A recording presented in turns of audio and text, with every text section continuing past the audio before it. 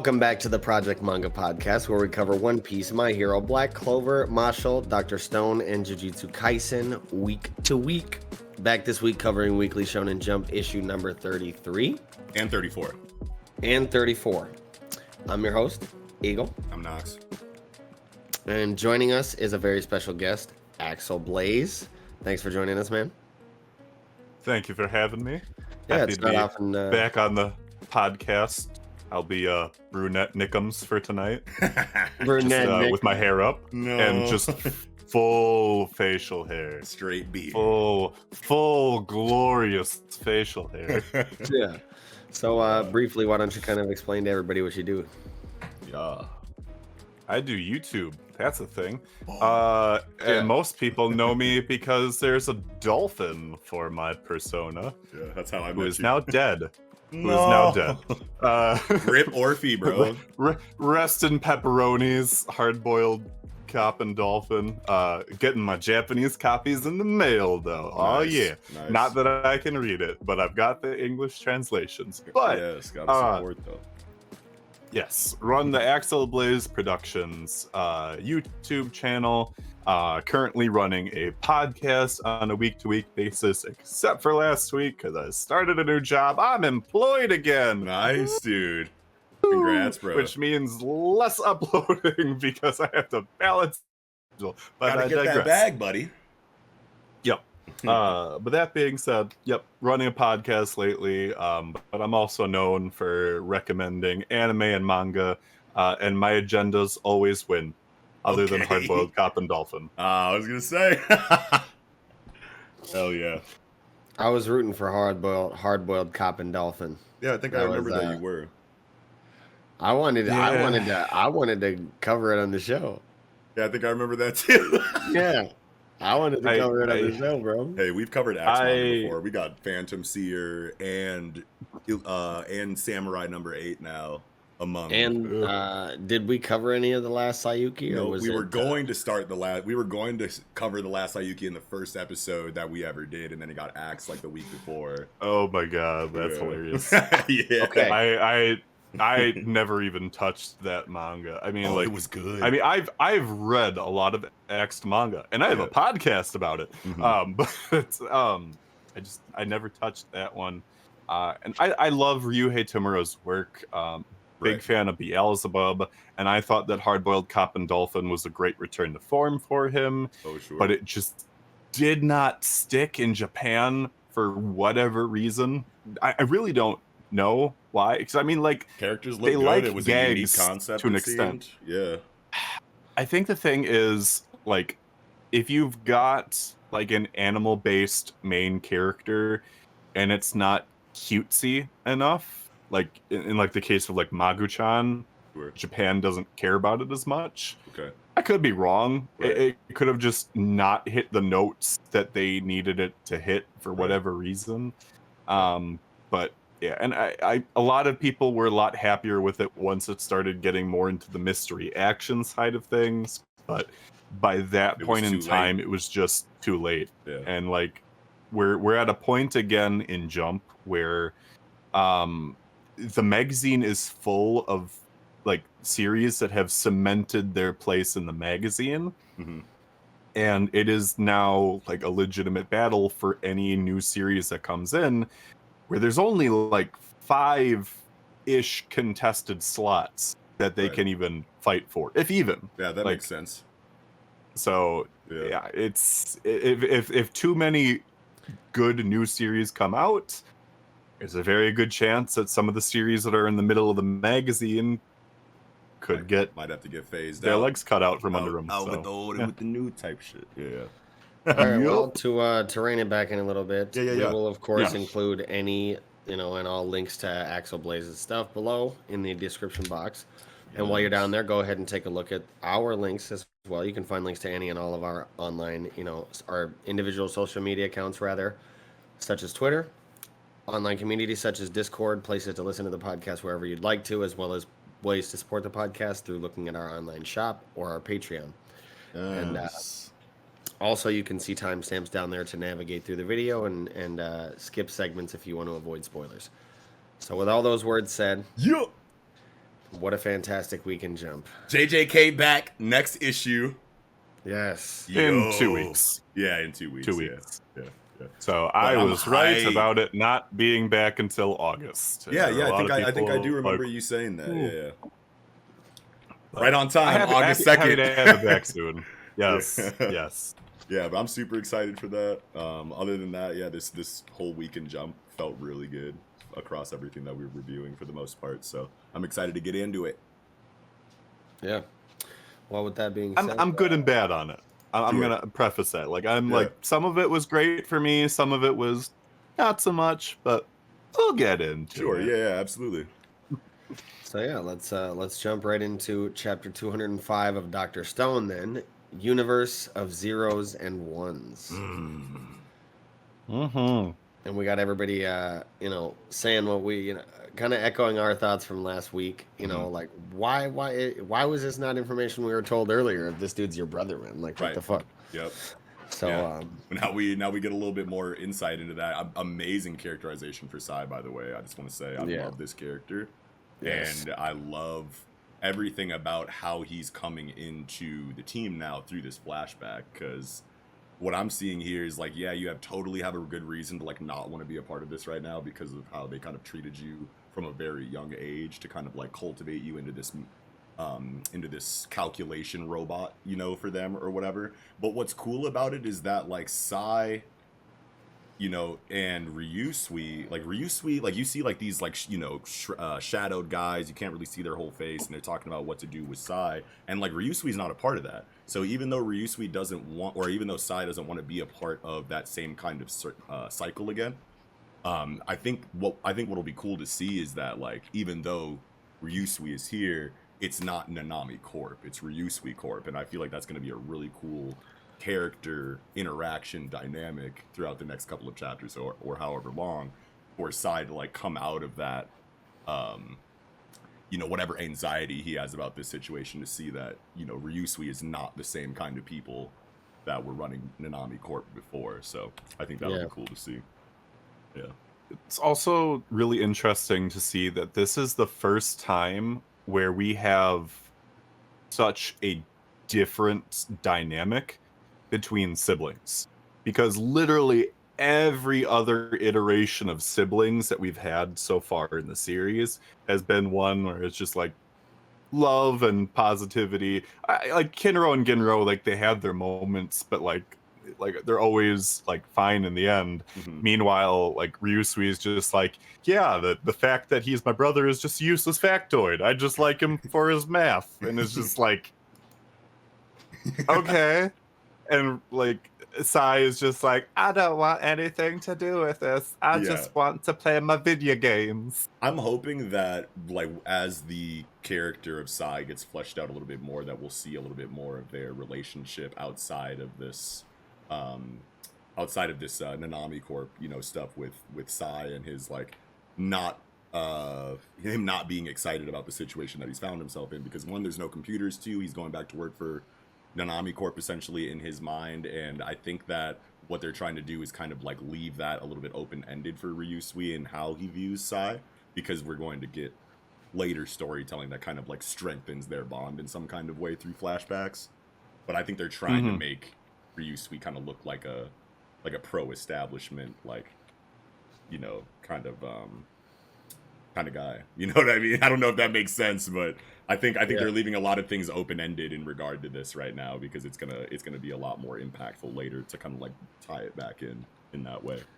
I'm really messing with Sai a lot because just like Axel was saying, like how he's saying, I hate just pointless mental math. He's like, I wanna program video games because that's what I love to do. Like, we get this panel of him obviously like drawing all the code to Dragon Quest and shit, and like programming and designing or even testing games is like something I've thought about getting into in the past until I like kind of looked into it, learned how, in today's environment of that field, they're kind of run ragged and paid, a little for a lot type shit. Oh, sure. I didn't end up, pursuing that, but it's just, I can relate to him and shit. And like I said, like Axel was saying again, I like seeing him, sitting there on the laptop playing, whatever Yeah. he's doing on there, fucking chilling. Yeah. And Relatability factor is fine as definitely well. there, because I'm thinking about, like, if I woke up in the stone world and there was no computers, no internet, I'd be like, even if I wasn't a programmer, I'd be like, That'd no, be the wake me biggest up later, motherfucker.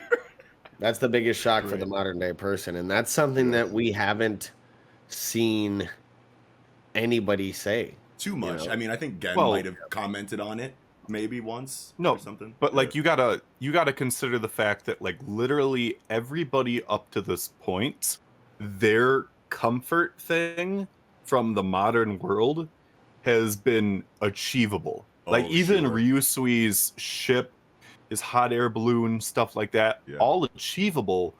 Whereas size is literally the one thing where it's just like this is so complicated in theory that like up to this point like everything else is like easy peasy. Yeah.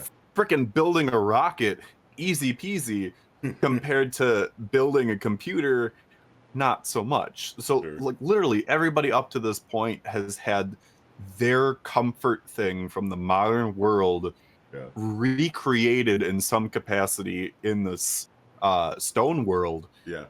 but size isn't. Yeah, it's And, like, hey man, I understand it's that was your crushing. thing, but like, yeah, we got too many things we got to make before then. You know what I mean? You're looking at 5 to 10 Yeah. years before you can play a video game again.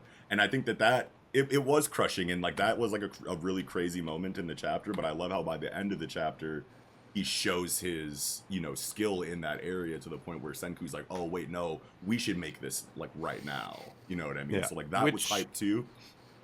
Yeah. It begs the question then, be considering like, oh, like computers are 5 to 10 years out. Mhm.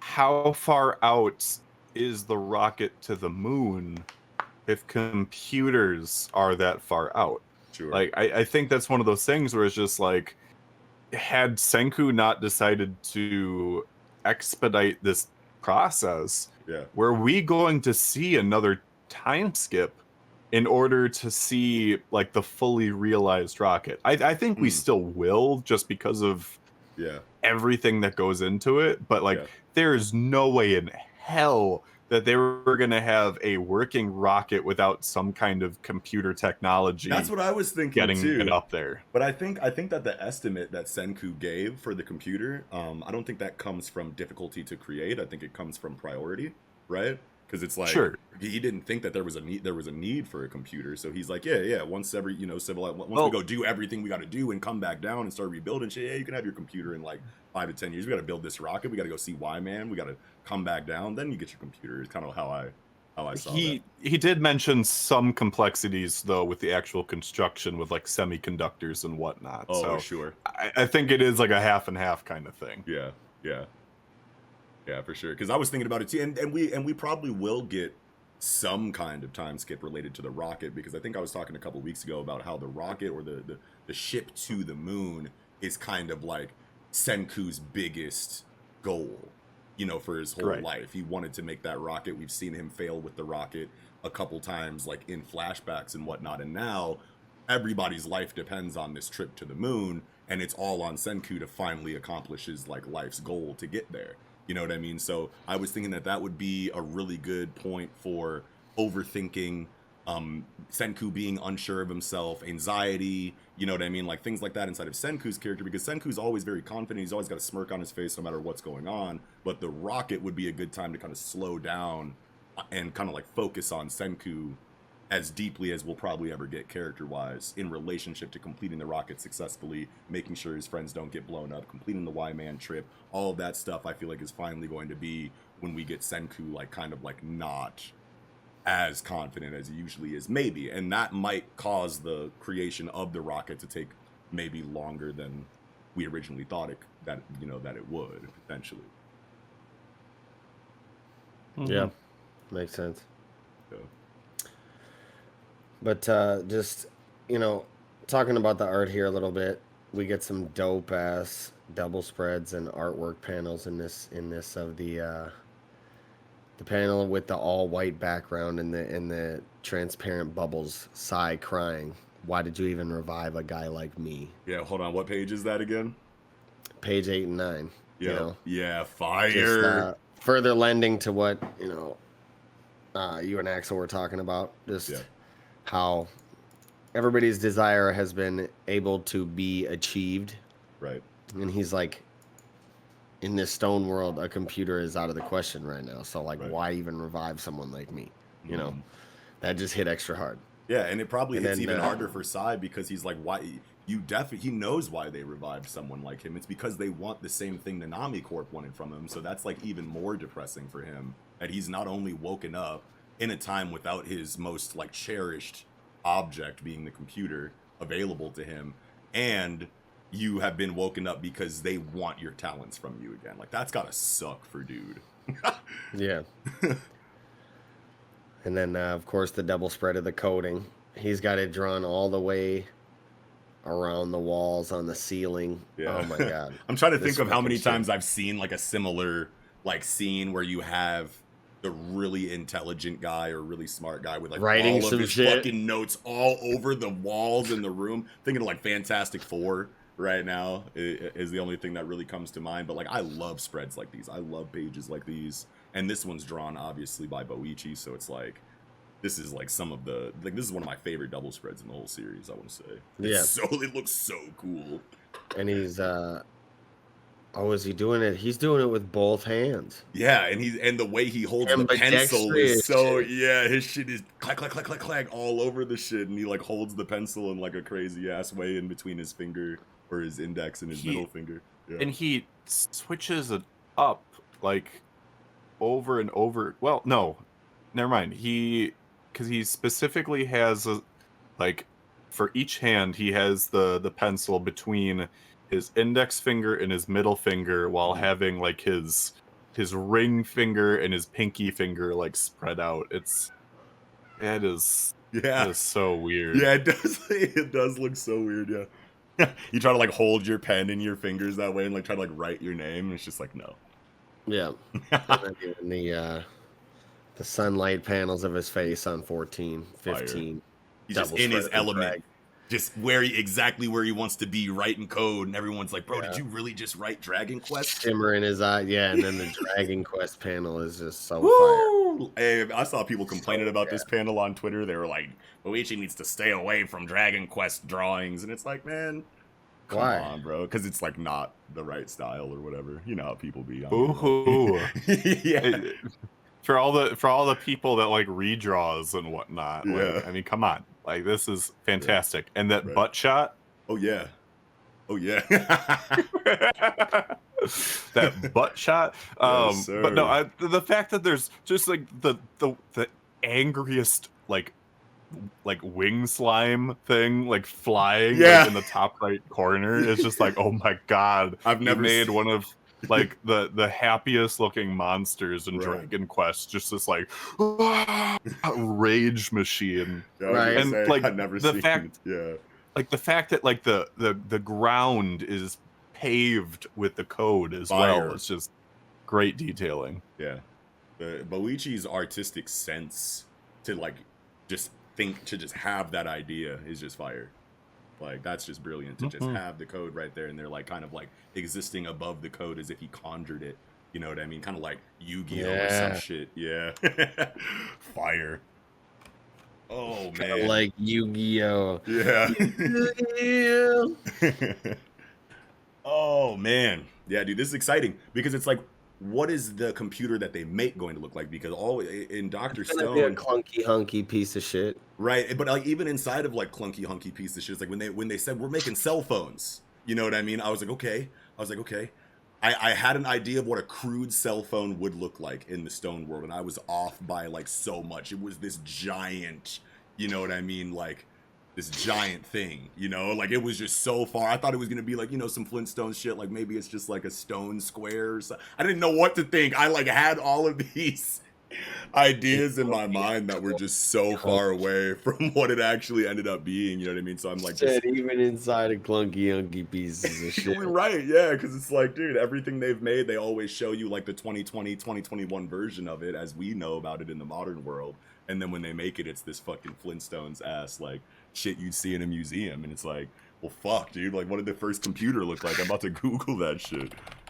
I mean, realistically, I'm thinking it's gonna go one of two ways. They're either gonna make something cartridge based, like an Atari or an NES, or they're gonna do their whole, hey, here's a modern thing that you didn't think was gonna be made, and they're gonna do something along the lines of like a Raspberry Pi. Oh, sure. Yeah. Since they've done obviously fidget spinners and drones and stuff like that, like Raspberry Pi is pretty modern, right? So maybe that. But I mean, the fact that like they were like, oh, like making an NES, I'm thinking cartridges are probably the easiest like baseline computer thing that they can maybe do. But yeah. I think that makes a lot of sense. I feel as far as possibilities of what the computer route might look like. Definitely one of the most exciting things that I've been the most excited to see them make throughout the entire series. There's been a lot of mind-blowing Stone World inventions so far, but like the car was crazy, the fucking like the cell phone was crazy, the drone was crazy, but like this is a fucking computer, and like the rocket, you know, the ship was always kind of looming in the background with hella foreshadowing from the beginning of the series. So like when he finally said, we're making a rocket, I was like, okay, well, it's about time. But like we're making a computer, it's like, especially with them saying like we got 5 to 10 years before we can have this like as a luxury, you know, in our rebuilt, you know, civilization. I just think it was really well done how they built the hype for it. I think the watch is still one of the craziest ones to me, just because of how tiny and intricate all that had to be. Balance wheels and gears and timers and shit. That was Joel. That was big Joel, baby. Yeah. That was big Joel hours. Love that, man. Don't talk to me, you peasant. Can't wait till they meet back up with Joel, bro. I gotta know what happened to that man's wrist. For real. I mean, it's talking about about that for so long. It's gonna be healed.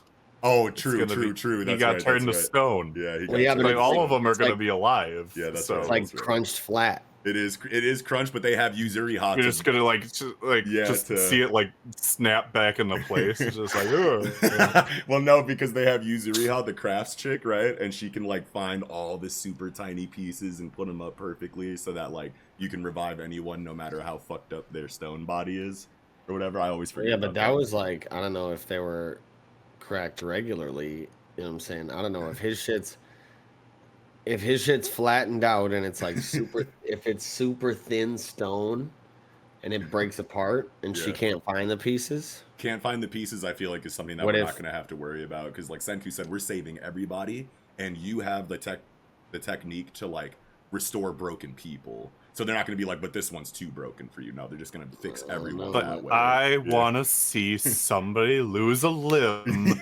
pre-stonification, because I want to know if it can be fixed, and I don't think it can. Oh, you mean regrowing a limb that was already gone from before the petrification?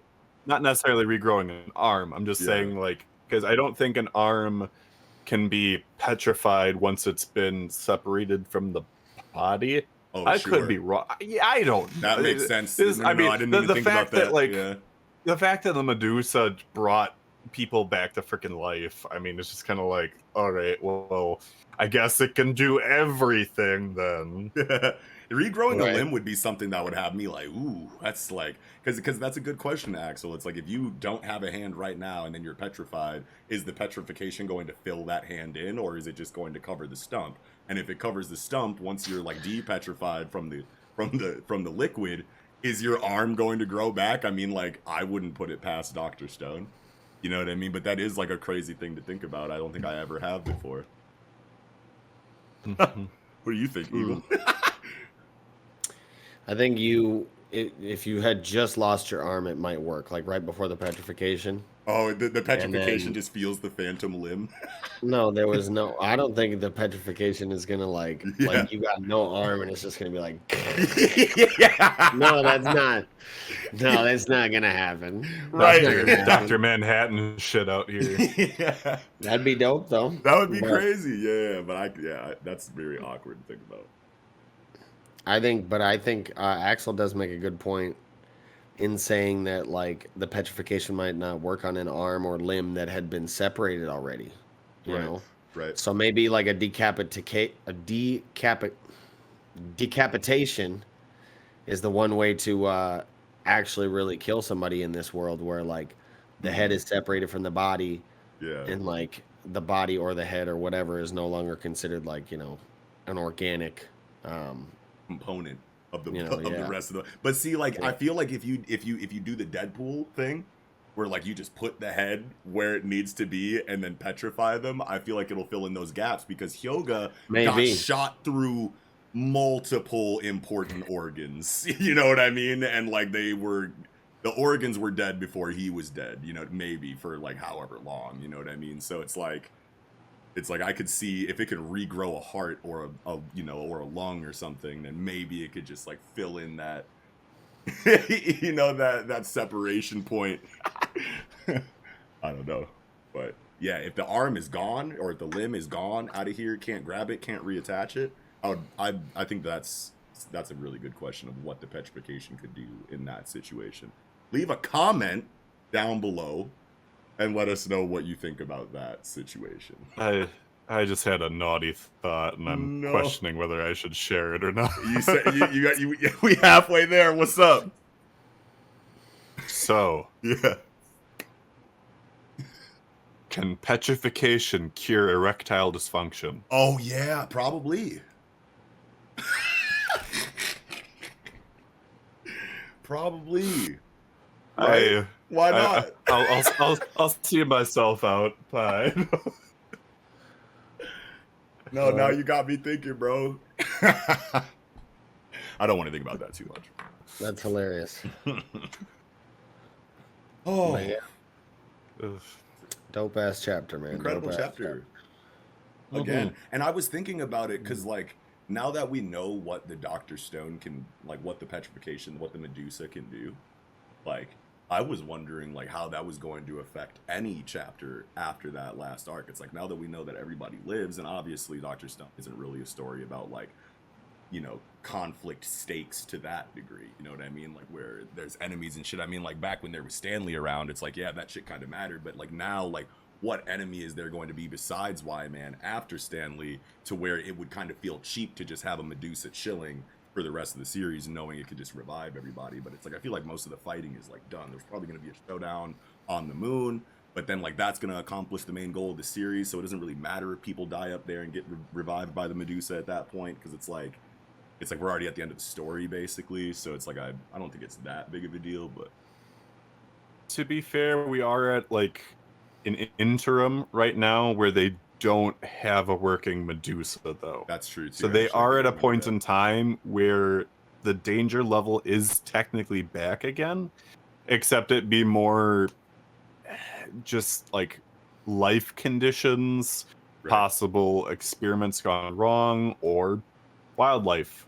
I mean, like they don't have Tsukasa and Hyoga with them Right. at the moment. Who is their Like fighter? it is Kohaku, right? pretty much Kohaku's the only one that they got right now. Yeah. It's mostly just the science nerds and Kohaku at the Yeah. moment on this boat. Yeah. So like and somebody honestly could get sick Yeah. again. Right. It's not out of the realm of possibilities. I don't think that they would do it. And honestly, I don't think anyone is in danger at the moment, but Yeah. that threat is technically looming since there is not a working Medusa right now. And the stakes always kind of seem to exist inside of like day-to-day shit in Dr. Stone anyway. It's like, do we have the part we need to complete this? No, we have to go risk our lives to get the final piece. Okay, there's stakes there. Oh, we're running out of food or something. I can't remember if that was ever like an actual thing in Dr. Stone. But shit like that just decreases the quality of life of the people that need to be in tip-top shape to like rebuild civilization in any arc that they're doing so in. It's like that's the kind of stakes that you see in Dr. Stone. Death wasn't even really a thing for real until Dr. Zeno. So the Medusa curing everything and bringing you back from the dead has never felt like, you know, all that stifling of a concept for the storytelling. You know what I mean? So I'm excited, but yeah, that was one thing that I thought about, and I was like, okay, this is a really cool ending to this arc. Like, I love everything about this Suika stuff, and like people came back from the dead, Hyoga, Tsukasa, whatever. That all felt good, but like, what do we do now? I mean, and it looks like it's going back to, you know, reintroducing the kind of stakes that the story kind of was built on, and it's not just going for more, you know, high stakes life or death conflicts, you know, for at least the next arc or two. So I'm happy about it. Yeah. Yeah, but that's all I had for Dr. Stone, though. Me too. Do you have anything else, Axel? I mean, I guess the one thing that I'll say is that I'm a little sad, since I wasn't here to discuss when Sai was first revealed and whatnot. Yeah, yeah. Mm-hmm. I'm a little sad that we're not getting to see more diversity with the cast since Sure. we're in India. Right. Just saying, like, Yeah. that is one of the things where I'm just like, that's unfortunate that we can't get somebody that's like just straight Indian Right. to join the cast or whatnot. That was the complaint that Nick had last yeah. week, too. Yeah. We had touched on that a little Yep. bit last week as well. Yeah. Yeah. I think what we said last week was that, like, since India has such a massive like culture associated with it, and they really care a lot about how, you know, their culture is represented in media, they might have had a And little the bit of history of Yeah. math has a lot of roots in India. Right. Yep. Yeah. So Which, maybe- I mean, at the same time, then they could also be like, oh, you're using India, but you're using a Japanese Right. character that you conveniently placed in India right. in math country. Yeah. Like, I don't know. It could And go you- either if you way. And weigh he's the half options Indian. though, if you weigh the options though, it's like, Yeah. what would you rather have? It's like, okay, we're in India, but we Japanesed it up a bunch, so you're not really getting the representation that you would maybe want at the end of the day. Yeah. Or do we like blow it trying to represent you in the perfect way? And you know what I mean? And now we've offended you for real. You know what I mean? It could have been something like Fair that. enough. I mean, at the But same time, it's a valid like, complaint though. yeah. Absolutely. Yeah. Absolutely. I was going to say something, and then I remembered iShield 21, so I'm good. wait, hold on. Explain that to me. iShield 21. I mean, if you know, you know. Sure, It's just that's- one of those things where it's just like reach your own. It's one of those manga where you look back and read it, and you're like, this didn't age well. Oh no! This did not age well. So was Riichiro like doing some like cringy, you know, like representation stuff like back then in iShield? Yeah. Oh, okay. Well, then maybe then that actually makes even learned more his sense. lesson. Yeah, I was gonna say that makes even more sense with what we were talking about last week, because it's like he already blew it once. You know what I mean? So he's Not probably gonna do it again. Yeah, hell yeah. He was like, I'm good this time. Half Indian, half Japanese. Yeah. Hell yeah. We're doing it that way. Mhm. Well, with that, we can go ahead and get right into chapter 71 of Mashle, Mosh Burn Dead. Back to these chapter titles. Yeah. And the origin of the greatest magic user. I kind of missed, Wahlberg Wahlberg Bygone. Bygone, yeah. Man, my guy.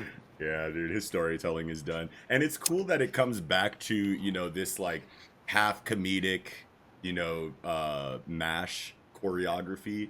You know what I mean? Like, I feel like I can't Where he's literally picture- kicking his legs to Yeah. fucking float in the air. Yeah, even though the threat is like the threat level is like the highest that it's ever been, and Innocent Zero is like this crazy opponent or whatever. I just can't picture a fight with MASH where he doesn't do something funny at least once. I can't wait to hear your thoughts on the end of this fight, though. Actually, I've been waiting since I read it to hear your thoughts on the end of this chapter. Yeah, we'll on the get end into of this fight. that, man. Yo. Oh yeah, how you feeling about Um, Axel? So, this was the chapter of the lineup I didn't like. Yeah, I could totally see that. Didn't I have, like it. I have my issues with it too. It felt like super I- anticlimactic, didn't it? I have had It was so many anticlimactic. issues with what's been happening Yeah. lately, and it's just like, Like last couple chapters, right? it's Yeah. it's It one of was those things. literally some Batman villain shit, bro. Where he's like, This motherfucker, Innocent Zero, he left the fight like Battle Beast did in Invincible. He said, "I'm done now." Right? You're like, yo, he's out of there, I'll bro. be taking my leave. You humans said, are "All right, not go worth my time. He said, I'm done with you.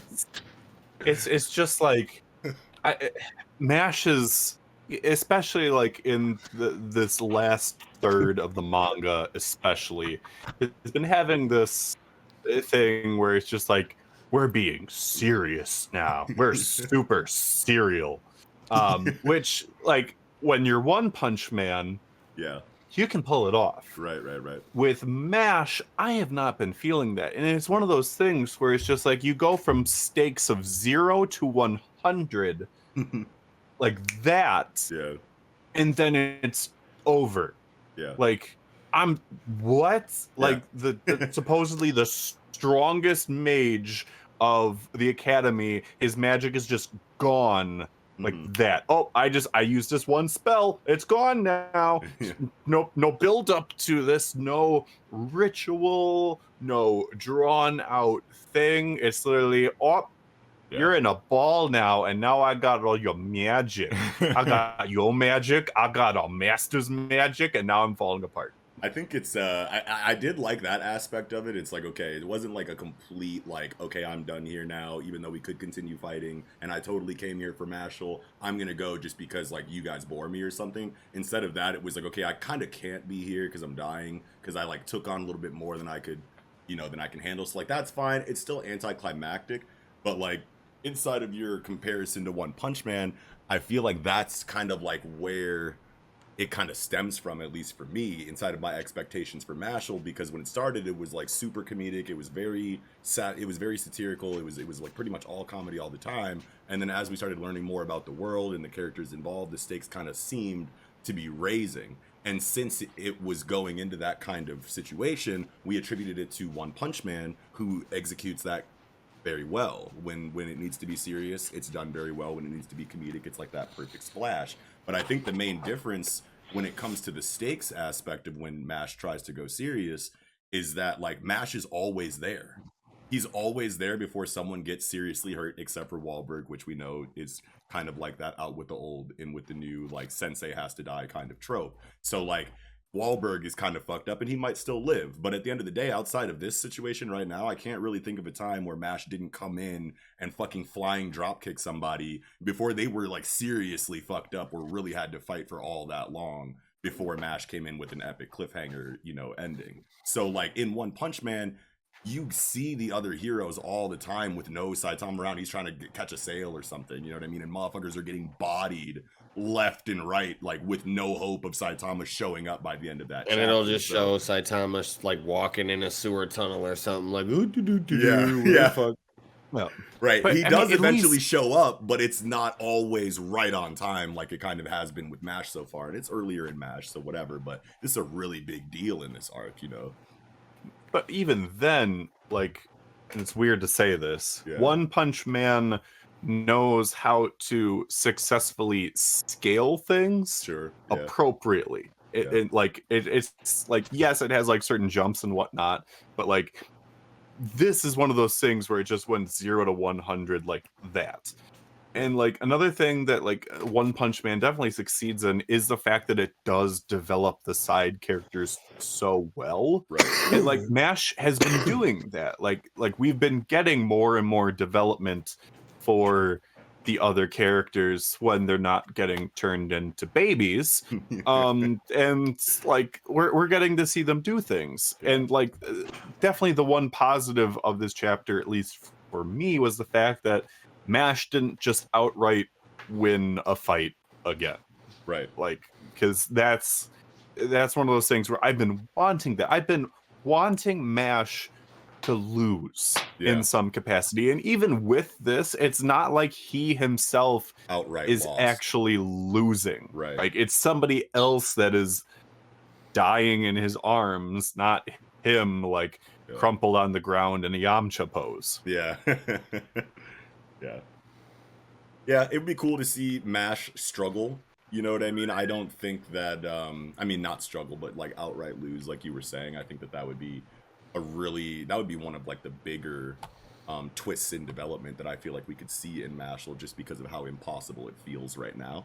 You know what I mean? So I think that would be a more despair driving feeling in MASH rather than, you know, even more so than Wahlberg like dying or losing or whatever it is that they're trying to make us care about right now. You know what I mean? Like, I feel like as soon as MASH doesn't even have to get seriously hurt, he just has to lose outright entirely, whether it's like totally physically and he's fucked up with a million lumps all over his head and black eyes, or he just has to concede, you know, to the opponent. Something like that would be massive for Mashle.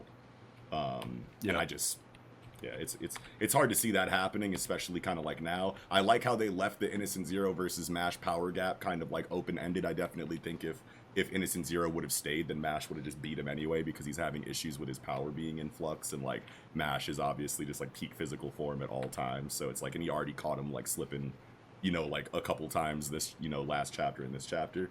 But I don't know. I like how he didn't just win, you know, and he killed Wahlberg. He got, I don't even know like what Innocent Zero really got besides killing Wahlberg, because I know that he came for MASH. He caused a scene. The world knows about him. He basically took out Wahlberg. If Wahlberg survives this, then I feel like Innocent Zero literally came here for no reason and left without any kind of accomplishment. Well, he officially has taken Wahlberg's space magic. Like, oh yes, at the end of the day, he has you're right. the space magic, yes. and he has Adam's dark magic, along with his own times magic. Yeah. So he has three liners worth of magic now in his Rubik's Cube body. He's just Blackbeard, but in MASH. Pretty much. Yeah. Yeah. And of course, it's yeah. Give me my cherry pie. Yeah. But it's so Batman to be like, all right, I'm the big bad. Oh, I'm kind of at a disadvantage. All right, see you later. Have fun with my fucking crazy giant symbiote monster that I made by like smashing all of the random opponents you guys had down there into a ball. Have fun with the monster. See ya. You know what I mean? And it's like, I mean, it's Mashle, so you kind of just go like, all right. But for me, my expectations, like I was saying a little bit earlier, have been different for Mashle, just because it seems to kind of be taking that One Punch Man route, and now to kind of like have that feeling of like that's kind of where we've been in the story, and then to see that all of that One Punch Man flair just not being executed on, you know, to the same degree inside of MASH is kind of disappointing, you know. Mm-hmm.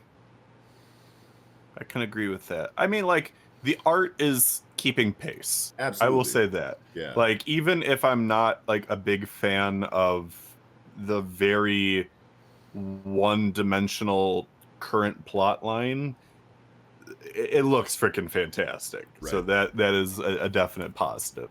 And at the end of the day, we know that we're gonna love like everything that these characters do together at this point too. So at least we have like a good cast in that way. It's where, even though this is kind of disappointing right now, there's like so much that's good about Mashle's storytelling outside of this that it's like, I feel like everything else can kind of carry me through to the next conflict. And then if it's feeling like this at the end of the next arc, then we're gonna have some, you know, we're gonna have a little bit more to say. At least I am. But most definitely, like, first drastic major conflict ending like this, as disappointing as it is, like we're still like under 100 chapters, you know what I mean? So like the fight between Sarutobi and Orochimaru was more impactful than what we got here. Yeah, for sure. And I mean, like, and I say that as somebody that watched the anime version before the manga version, where it was just the extended, like, Sarutobi, get your hands out of my get my hands out of your stomach, you bastard. And just like, I'm gonna get you. It's like, no, I'm gonna get you. No. 5 episodes later, I'm gonna get you. Like, and you're still like, it wasn't still better than this. Yeah, still better than the freaking Dragon Ball Z charging an attack for 5 episodes. Oh, sure, but you know, yeah. back in the much day, worse than that. Yeah. In 5 minutes, the planet Namek is totally gonna explode. Yeah, I don't know, man. As underwhelming as this arc was in its completion, I'm still super excited for Mashle. You know what I mean? Like, this is the first time that I've ever been like kind of, you know, what I could say is like upset, you know, like with the events of something that went down in Mashle. It's really easy to kind of just like let a lot of things roll off just because of the comedic aspect of the series. But like when they go out of their way to say, hey, we're not kidding this time, check this out, and then go, okay, well, kind of were, you know what I mean? Thanks for tuning in though. That's a super cynical way to look at it, but like that's kind of like one of the first thoughts that I kind of had when I like finished this chapter. I was like, fuck, I feel kind of robbed a little bit of like what this was kind of trying to act like it was going to do, you know what I mean? But at the end of the day, like I said, under 100 chapters, first major conflict, you know, who knows what like the next phase of Mashle is going to look like. And if they had such a strong first-ish phase, you know, then I think that Komoto still has like a lot of his sleeve left, especially for later stuff. I will say I'm excited at least to see the third line versions of the wands of the divine visionaries coming up. Like I feel like we can only go up from here, right? Considering like how cool the 3 wand designs we've seen so far have been, and if every divine visionary has access to the same ability, it should be pretty cool coming up. So like that is another positive from this, is that we've been seeing that like, all right, these designs have been really cool, and pretty much like every design so far has been named after like a god or something.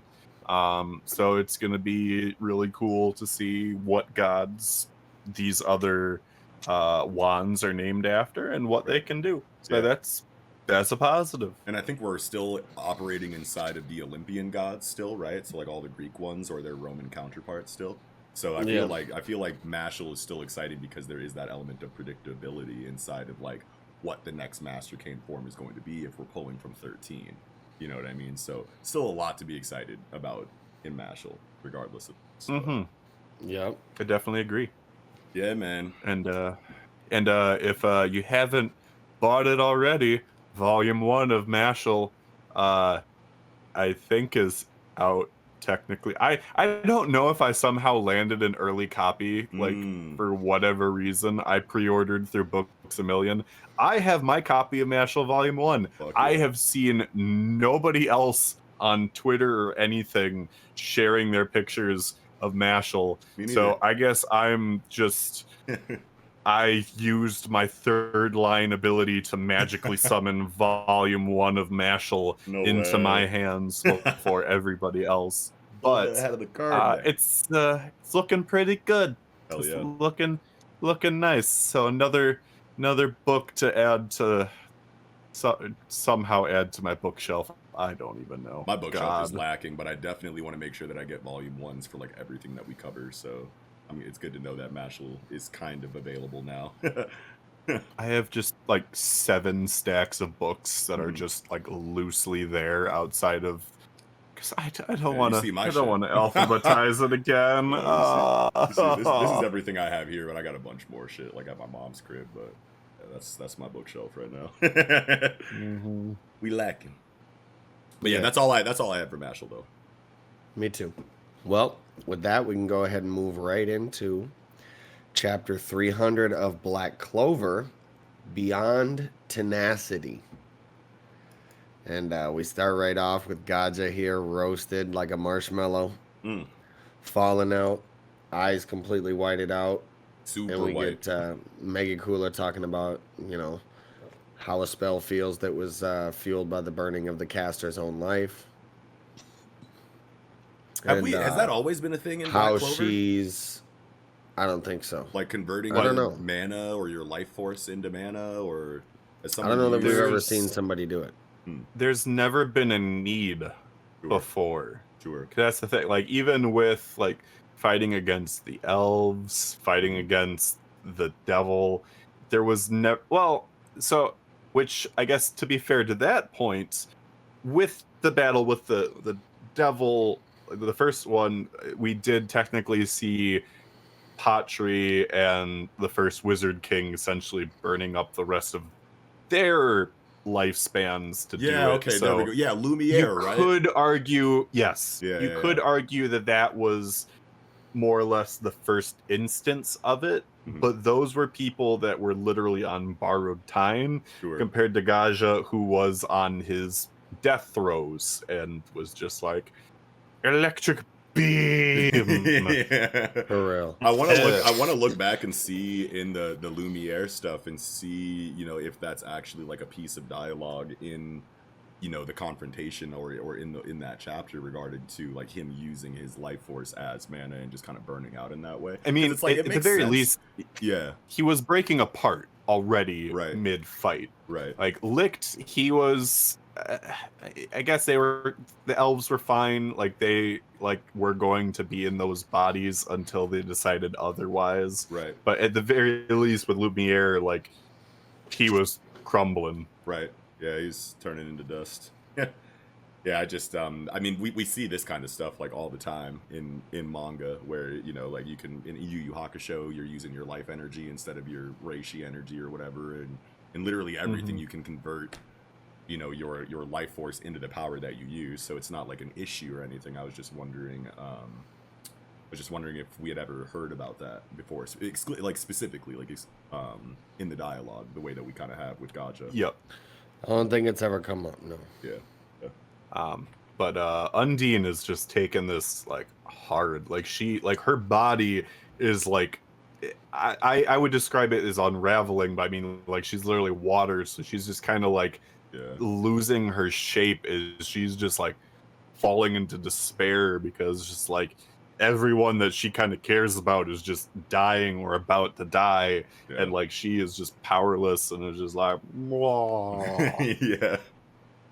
Yeah, no, this is definitely Tough as fuck. quite a scene for everyone involved. I love the art on page 9 of Noelle. Our strength lies in not giving up. I'm not the biggest fan of the quote there, but like I love that drawing of Noelle, period, and I love the reaction panel of Maggie Kula as well, looking back at it, because it's like I feel like a facial expression like that, like whenever you get that reaction from an enemy after, you know, the hero says something profound or motivational or whatever, I feel like that's just always a moment of hype, no matter how often it's used. Even if you're tired of it, you still kind of like get that, like, you know, that feeling like good for you, Noelle. But She's just like, yeah, he's like, bitch. Yeah. I mean, I will say, so I've always had this thing with people knocking that catchphrase from Black Clover. It's just like, my magic is not giving up or stuff like that. And it's just like, sorry that Black Clover is just verbalizing the thing that literally every shonen protagonist does. Right. Like, yeah, that is literally their shtick, is just like, I don't give up. And they might have their own different catchphrase, but it's Black Clover's just saying it. Yeah. And it's just like, which is fine, you know, like by itself, like in a vacuum, there's nothing wrong with it. It probably just feels, you know, kind of like overdone, you know, to people who are, you know, reading other things where they are saying like new things now instead of like 2006 quotes. You know what I mean? I am going to cash every goddamn receipt I can find if like all of a sudden JJK comes back and Megami is just like, I just don't know when to give up, or like something like he kind of already like, has my resolve is never giving. I know, but like I'm gonna call bullshit on people. It's just like, oh, you're eating it up because it's JJK, but Black Clover has been saying it all along. It's just like, but Megami said it, and like, oh, it's like, fuck you. It's all about the feeling, man. It's all about the feeling. It's all about the feeling that the moment gives you. You know what I mean? Like if the feeling, like for me, for example, like I'm not the biggest fan of this chapter. You know what I mean? Like I appreciate it for what it does, but like, is this a chapter where I'm gonna be like, holy shit, that Black Clover chapter? Absolutely not. It's honestly, it felt to me like Tabata was just trying to cram as many shonen cliches as he could into the chapter, and it's like we shouldn't be doing that 300 chapters in here. So like when at least for someone like me thinking about this situation versus Megumi, you know, in JJK versus the special grade, it's like we learned like so much more about like Megumi as a character, the world at large, and how like curse energy kind of works inside of it. We literally saw a domain being born in that scene. Like that's a really big deal in a story like Jujutsu Kaisen. So like even though the quote itself, if you like kind of take it away in the Megumi moment, is still basically the same thing as this, it's like there's other stimuli like around it that like drive that hype. And I'm sure that this situation drives hype for a lot of people. I'm just talking about like my own experience, since we're talking about Megumi versus versus Noelle here, there's just more for me to soak up, you know, in any moment in Jujutsu Kaisen versus Black Clover. So even though there's similar situations, I'd still probably say Jujutsu Kaisen's moment hit a little bit harder. I know that that's going to sound biased as fuck, and you can do whatever you want with that. But You're just biased because Megumi is blessed by Jujutsu.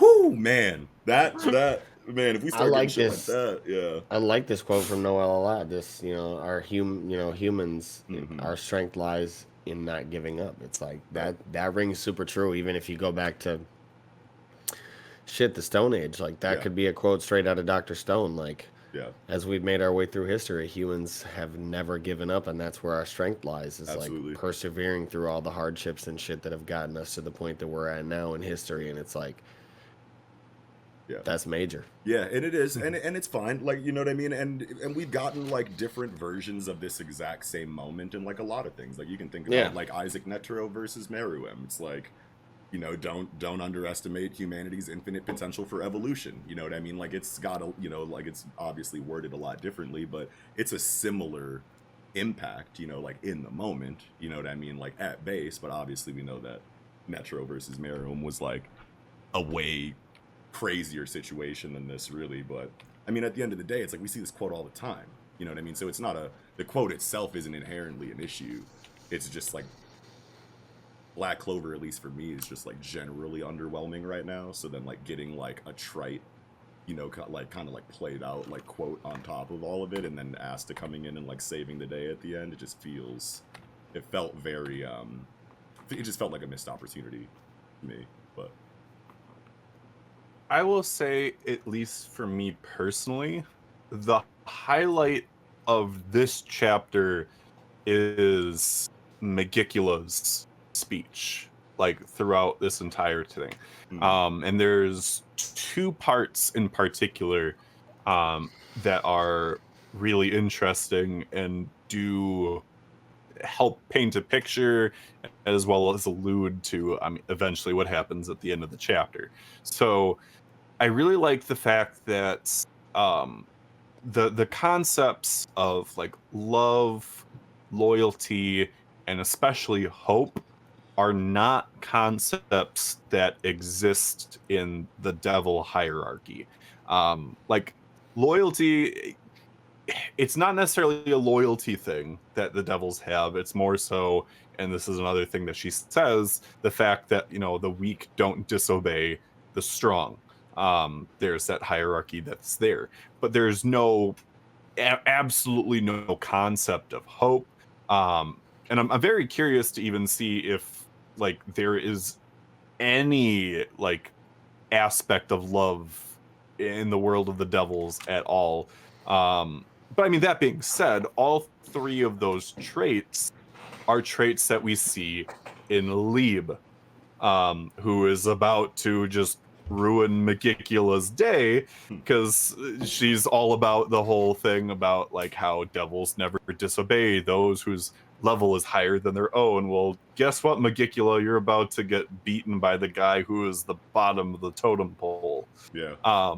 It does also make me wonder, based on that line of logic, I know that both she and Lucifero are both like devils of like some of like the highest level. What is it like even between the two of them? Is Lucifero higher? Is Megicula technically higher? Because like if Lucifero is higher than her, she's technically being a hypocrite right now, since she is acting out against his plan for her own purposes. But either way, I love everything that was going on with Megicula. I didn't necessarily love how we got to where Megicula is where she is now. Yeah. But I love this line of dialogue that we've been getting with her, at least in this chapter specifically. And I mentioned like the group chat, one of the group chats we have. I can't find it at this point, but like I feel like there were certain aspects of the conversation that weren't translated to the same level in the fan translation as it was in the officials, and I appreciated what the officials did more, and it made things feel better for me. But I did like this aspect of the chapter, despite a lot of the cliches that we did get.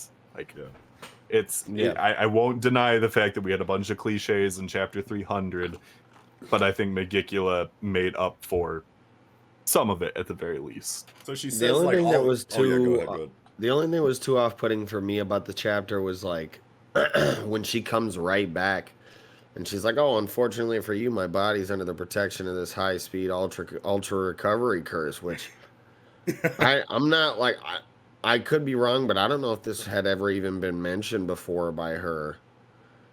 And like she just brings it out of nowhere, like like, and it was just kind of like, what the fuck? So The curse warding magic's just totally gonna do whatever it needs to at any moment to raise the stakes the way the scene needs. Or as what? far as the other like events of the chapter, like I was totally expecting Asta most likely to come in and save the day because like, Noelle was on like kind of her last leg and had no magic left, and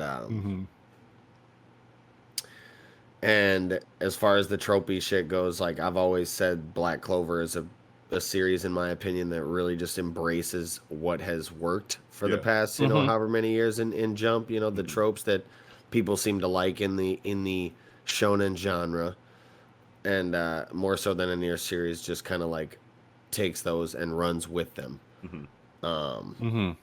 Versus your like Jujutsu Kaisens and stuff like that are kind of trying to do stuff a little differently. It just takes what has worked, and he's like, "I'm gonna run with it." I've never thought really Tabata's an author that was really trying to do too much that was too crazy. Right. He does people have pointed out to me some good foreshadowing he's done. Yeah, all that's fine. All that's fine. But at But the end of the day, I've never thought he was like trying to like go like universal like mind bending concepts with it. He was just trying to do his thing. He keeps it safe. And he keeps it traditional. Flex his magical like ability. Yeah, He's got some dope concepts for the magic abilities and dope character designs and artwork and double spreads and stuff like that. And the story works. So it works. A lot of this stuff feels good. Like Asta coming through with the Demon Dweller, I think is that one that like sucks the. That's the one where he can like he out. would tap the elves and it would cure it would take the possession out of them. Yeah, that's all cool. That all makes sense. So he may be able to. Yeah. Was it Demon Dweller? I thought that was the one that stored magic. One of them is, I'm pretty sure it's this one because this the one one doesn't he's have got. a pointed tip. Yeah, it's this one that has like the rounded like tip on it, and he just touches it to you and then like expels or sucks in, whatever, Right, I know that's the one, right? Yeah. I'm just wondering, which one? Pretty sure it's Demon. I was right. Demon got? Dweller's sword is the one that stores magic. Oh, sure. Oh, okay. So Demon Dweller. Oh does yeah, have a he can pointed take tip that on it. one. So wait, what is this one? So this one is the Demon Destroyer Demon sword. Destroyer. Oh wait, let me see. Demon Destroyer sword. Yep, absolutely. Okay, so that's the one. Demon Destroyer sword. So this is the one. Good shit, Axel. So this is the one where he touches it to you, and that's fine. That all feels good. Okay, so now Lolo Pachika's, kind of like out of, harm's way or whatever. It's all cool. It's like we knew these people were probably going to be saved. Kind of. Yeah, well, I mean, like she at least doesn't have this situation that is at hand right now affecting her to the same degree. So who knows? I don't think that she's going to be healed up, standing up, talking and cracking jokes anytime soon. But at least she's out of immediate danger. It's cool that like people are gonna be saved that we want to not die, you know what I mean? But like just like the execution on it, I don't know. Noelle said no one can reach you here, and it's like, why even say that if you know you're just gonna have Asta come pull up at the last second? It's like I'm tired of underestimation being an arrogance, just being the exploitable, weakness that kind of like gets you through the day, especially if you're going to have something as predictable as Asta pulling up at the perfect moment to fucking save everybody. It's like subvert something if you can is like all that I kind of like ask from Black Clover at this point. But other than that, dude, like all this I shit think it's feels good averted inside the something story. in that like Gaja seems to actually be dead here, and that's something we haven't seen is like that life exchange magic, which blew the fuck out of Megicula. I still doubt came that out of Gaja left is field dead. with the.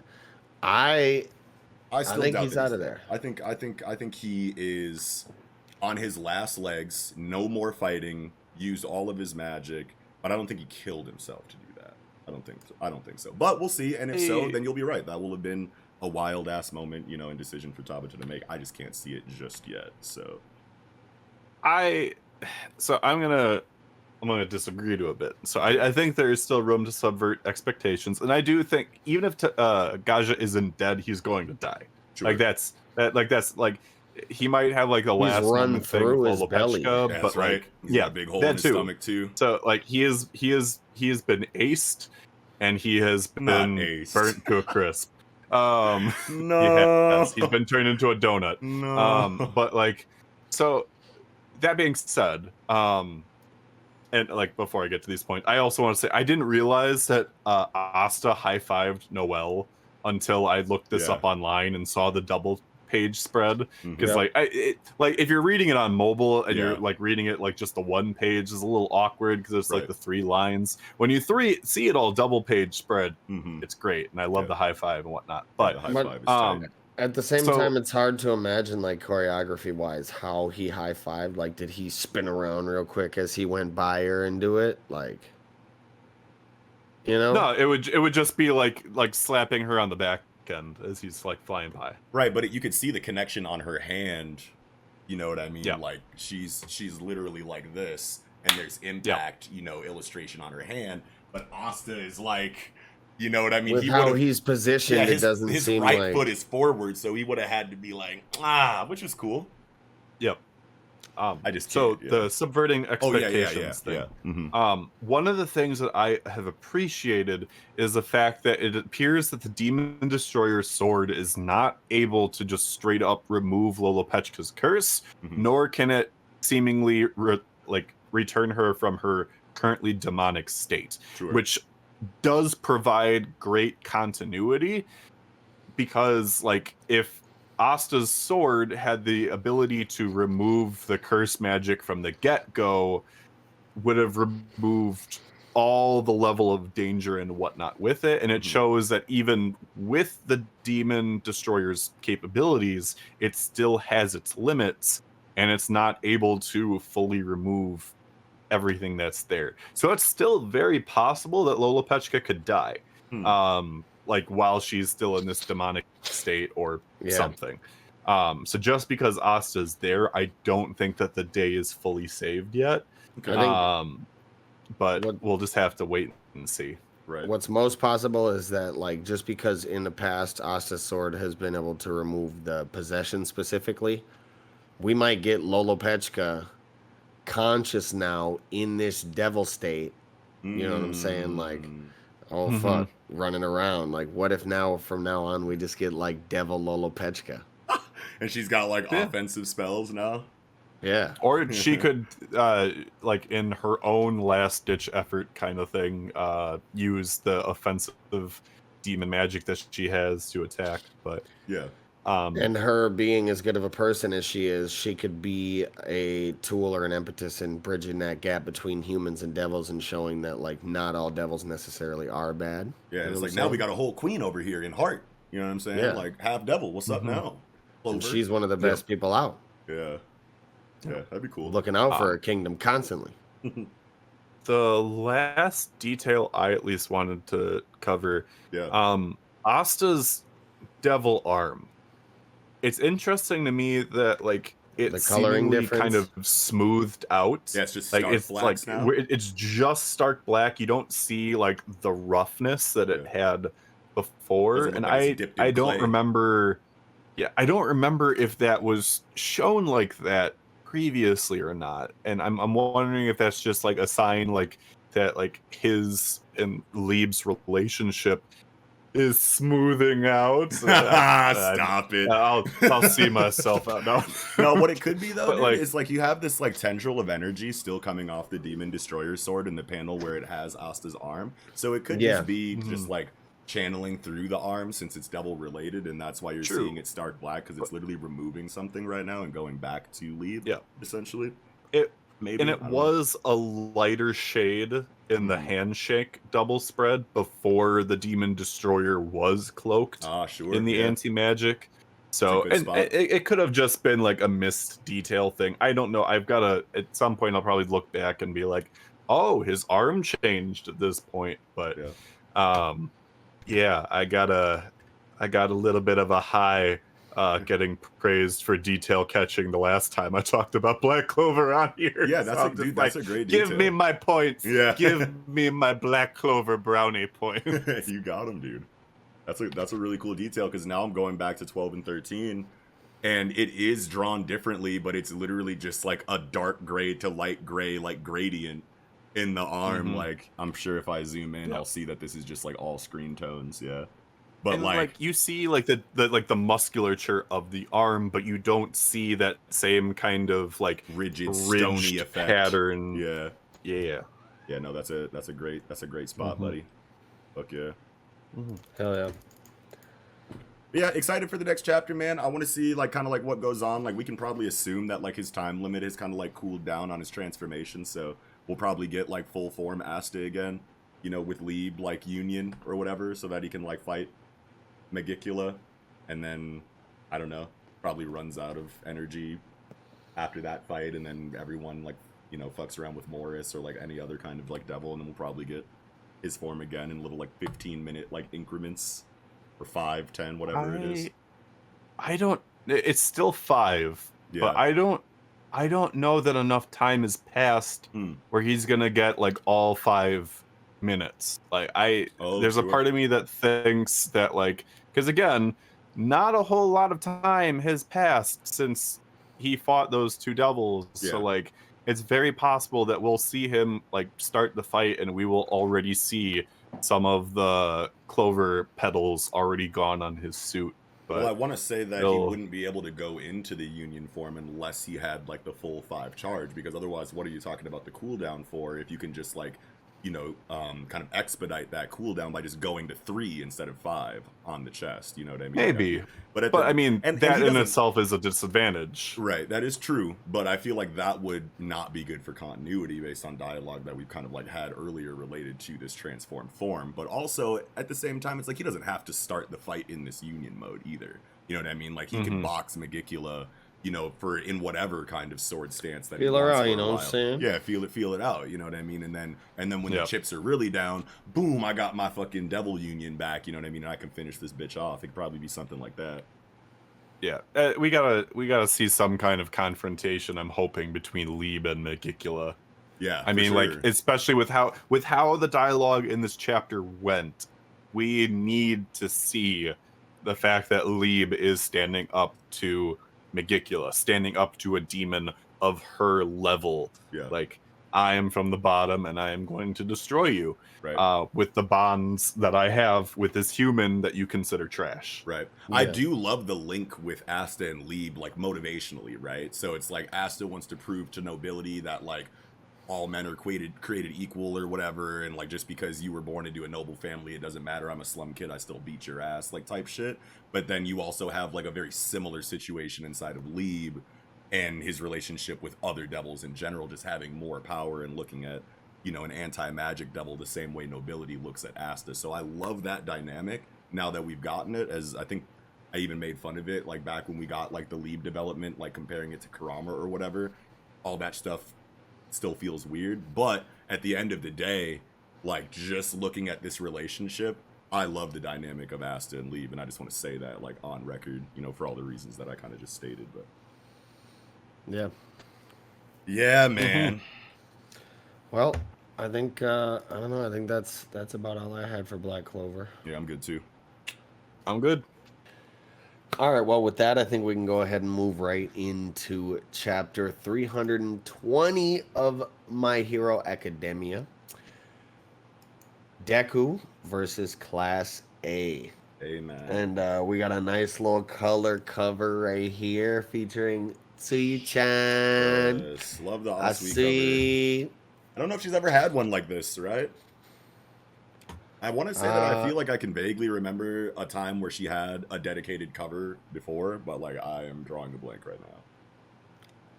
Exactly when that was, but let us know in the comments. You guys are She's pretty good about popular that. enough. Yeah, for sure. She's always been one of my favorites too, so just seeing that. She's one of the most popular, you know, girls of Class 1A for sure. Yeah, put a big smile on my face to see her on the cover. Love that. Oh, hell yeah. Especially just like stanced up on some hard body shit, like ready to... Good thumbnail material. Determination in her eyes type shit. Yeah, for sure. I love this chapter, dude. Ida, the first fucking panel is just Ida, like, looking like he's ready for action, bro. Look at that. Hell Look at yeah. that determination. He looks like a Shonen MC. He definitely But does. speaking of the real Shonen MC, Hey, nice. Love that. Fuck yeah. So Bakugo. I just want to say that I love Bakugo's fourth wall break because there's a secondary side to things Sure. with that. Yeah. So I think like it's a callback too, right? the comment, Yeah. well, the way I was interpreting it is this: it's a nod to, you know, Deku losing himself in this whole superhero mindset, Mhm. and if he were on the cover of a comic like Froppy was, he'd be drawn differently. Nice. Like the whole style of him, this whole mood, this whole demeanor and whatnot, Mhm. like he is just edgy. Like he is not like any of his friends anymore. His entire the entire like image and whatnot that he was trying to build up this entire time up until his character regression. Like, you're acting so crazy, All out the the author's window. got to draw you differently.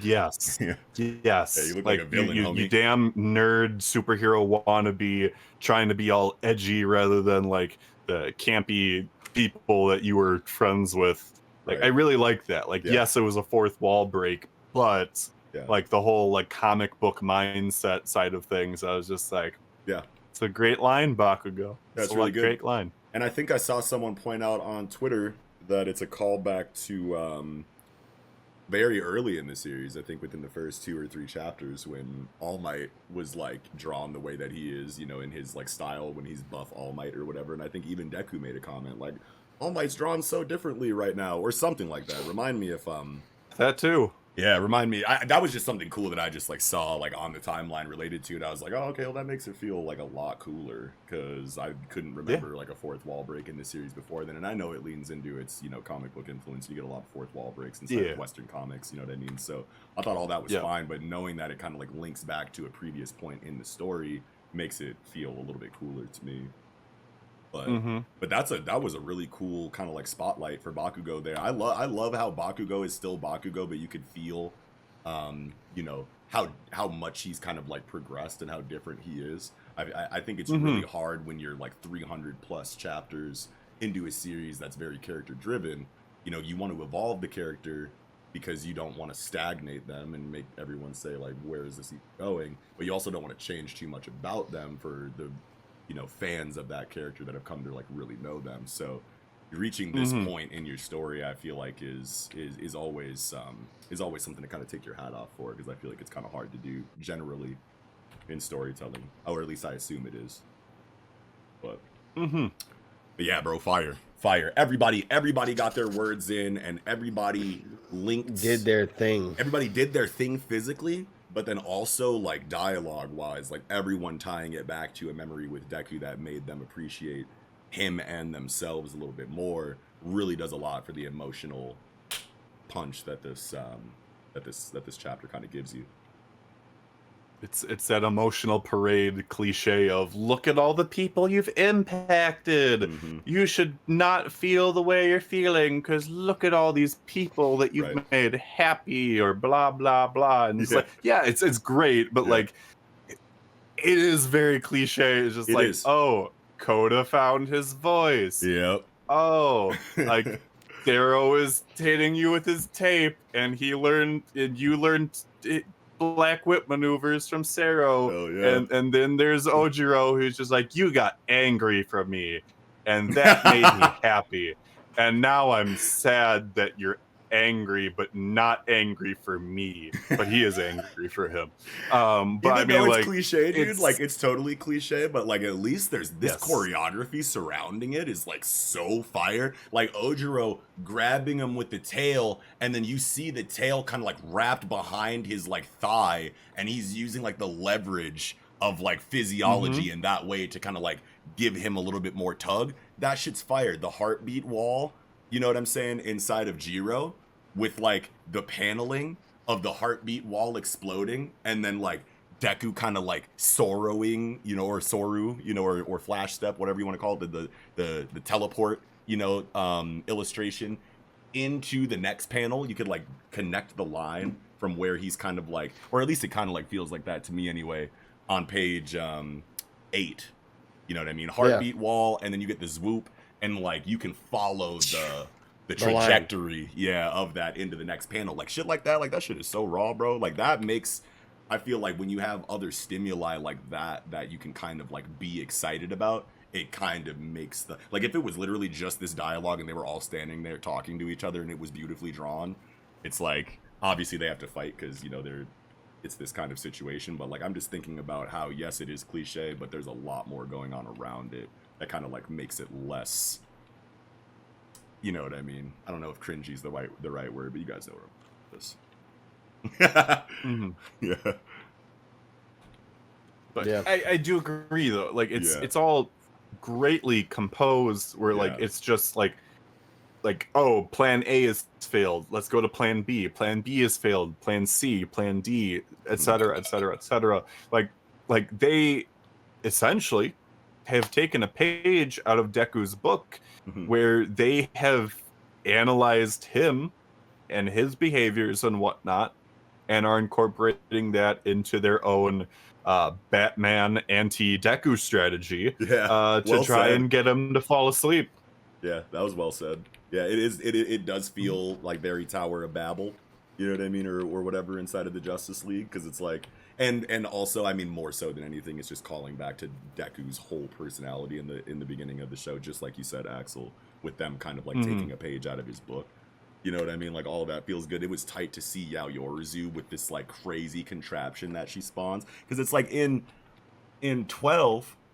Top right panel of 12, it literally just looks like a slate of like stone that he's kind of like up against, and I'm sure that's, I don't know how much of this created item or apparatus was actually already like there, because it felt to me when I first read it, like since it's such a like a blank slate like slab of stone, and then the next panel it's got ka-chung chung chung chung, it felt like it all kind of came out and that it wasn't already there, in which case like I wonder how that's gonna look like in the anime, because I feel like that'll clear a little bit more up for me, because it's like, did the whole entire like apparatus come from behind the stone it looks slab? like it looks like it all like wrapped around it. Sure. Okay. Yeah, then that's fine then.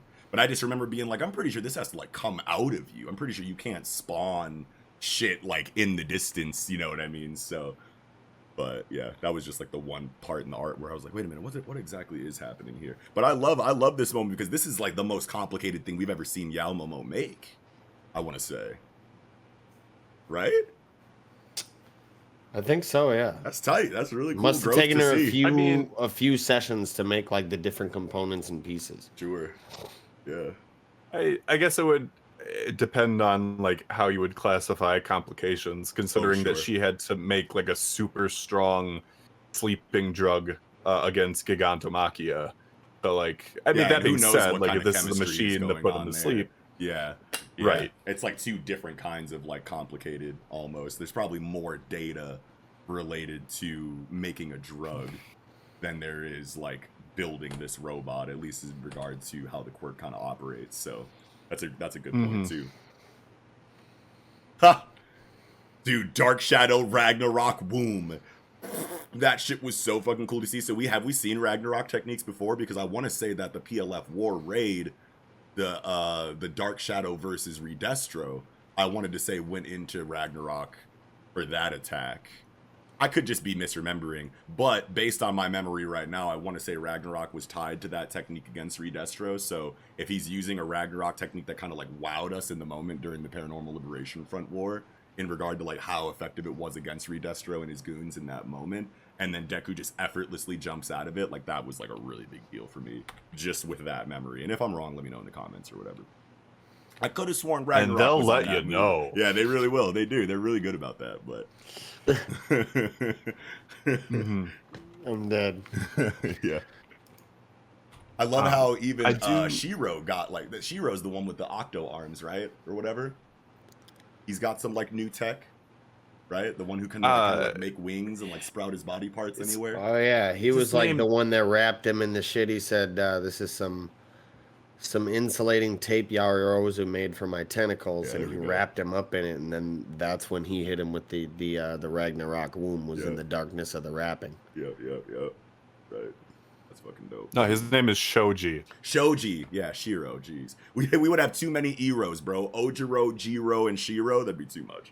Shoji. Yeah, That's no, I was just like, no, his name is Shoji, right? Yeah, No, yeah. it's so Shoji. Yeah, you're totally right. Shoji. Absolutely. Thank you. I do want to quick go back to page 10 though. Okay. Because the line that Deku says, "I can't let All for One take you all away from me." Mhm. It's not a fear of him being taken from his friends, Right. like as we're seeing images of like the various people that have been injured while fighting. He is afraid that like All for One is going to be taking them away from him like one by one, and that's sure. the reason why he had to leave. That's the reason why he couldn't be together with them fighting. Like he couldn't do it. And I'm trying to see. Okay, so the three three people that we saw injured in the 3 panels above. I thought the first one was Sun Eater, and no, that was Aizawa. Yeah. and then we got Bakugo, and then the middle one is Gran Torino. Mhm. Because that one was like the hardest one to kind of read, Yeah. at least on mobile and whatnot. So Right. yeah, I think that's really powerful that it's just all the while looking like this just monster Yeah. as he's being gripped by the tail is just like, I can't let him take you away. Yeah. And then just Yeah. shoots off into the building. Yeah. And I mean, like, everything that everybody is saying makes sense. Everything that everyone is saying makes sense, and I feel like that's what kind of like makes these kind of like scenes work. You know what I mean? Where you have Yep. like a lot of the time it's one character. You know what I mean? That wants to take too many responsibilities on his shoulders and go off solo and do some dumb shit, and then his friends have to be like, "You don't know what you're doing," and then they just throw like childish ass responses out. Blah blah blah blah blah. A lot of like kind of like what it sounds like here in this exchange between Class 1A and Deku. But at the end of the day, like, this man, All for One, will really kill y'all, dog. And I understand that you want to be there anyway, despite that threat, because you want to support your boy. But like, it's just like that moral quandary or conflict of interest in how people want to go about, like fixing this kind of thing. And like Deku, kind of, I feel like Deku and All Might and Bakugo are probably the 3 characters that really understand the full scope of like what All for One is really capable of, you know what I mean? And everyone else kind of feels like they want to be involved, and I think Deku is feeling that they want to be involved no matter what because they're friends, but also Deku is thinking, you guys don't understand just how grave this situation is though, so like let me cook, you know what I mean? And when it kind of feels right on both sides, because it's like, yeah, Deku, you're making a lot of sense. All for One will smoke all these motherfuckers very easily while you're distracted. You know what I mean? Like, he probably plays that scenario out a million times in his head, so he's good there. But then everybody else is like, sure, we kind of like suck compared to you physically, but like, you really expect us to just like be like, all right, go handle it and die. You know what I mean? Like, it's just it's almost equal the driving factors here. And But at the same time, though, if he's on par with All Might at 100%, yeah, and he should think back to that situation where they were able to interfere in the situation where All Might was fighting All for One because of how he can hold All for One off. yeah, He was like, All for One is holding All Might off, but the opposite is also true. right. So like, with him doing his thing against All for One, like, they'll be able to do some damage and some things. Yeah, you and know, I 'cause think he'll be able to hold All for One back. Yeah, and I think he'll realize that too, because I feel like that's what this is doing, right? Because notice how like Ochako and Ida don't do anything this chapter. Obviously, Kohei is saving that because this stretch of storytelling isn't you finished. you know Yeah. they're being saved for the end. Right, exactly, because you have Ochako, who is just like his love interest and has a bunch that she wants to get off her chest anyway, and her kind of like character arc is starting to kind of like swell in regard to like Spotlight, and we see little threads kind of like, you know, being created for Ochako, so we know she's getting a big moment coming up soon. It's probably going to be related to this a great deal. But then you also have Ida. He's the first character you see looking mad determined, but he doesn't do anything all chapter. That's because they're going to tie this back to when he tried to do this exact same thing with Stain. You know what I mean? So like, it's literally like, I mean, it's not literally the exact same situation, but it's a similar philosophy, you know, inside of the mind of Ida and inside of the mind of Deku. Deku's got a lot more at stake than fucking, you know, Ida did. That was pretty much all 100% bare bones immaturity and naivety. But like Deku's situation has a lot more going for it. But I still think that tether, you know, between Ida and Stain and Deku and All For One is what Kohei is saving Ida for, alongside with Ochako, who clearly wasn't in the chapter for reasons that we kind of just talked about. But I think that this whole setup is fire, and I think that Yeah. Go ahead. No, you go ahead. I was just Are gonna you say, sure I it's love not this. ice cold? Yeah. Yeah, I was just gonna say, going into this, 17 into 18 here, you know, when Deku is like, so please just get away from me, I'm begging you guys, and he's like so emotional that he like wants to cry and shit for his friends because he hates to leave them, Right. but he feels he has to bear this burden alone. And then Todoroki obviously hits him with the heaven, piercing ice wall. Yeah. He smashes into it, gets himself lodged, and then this quote from Todoroki hits hard, man. What a look you have on your face.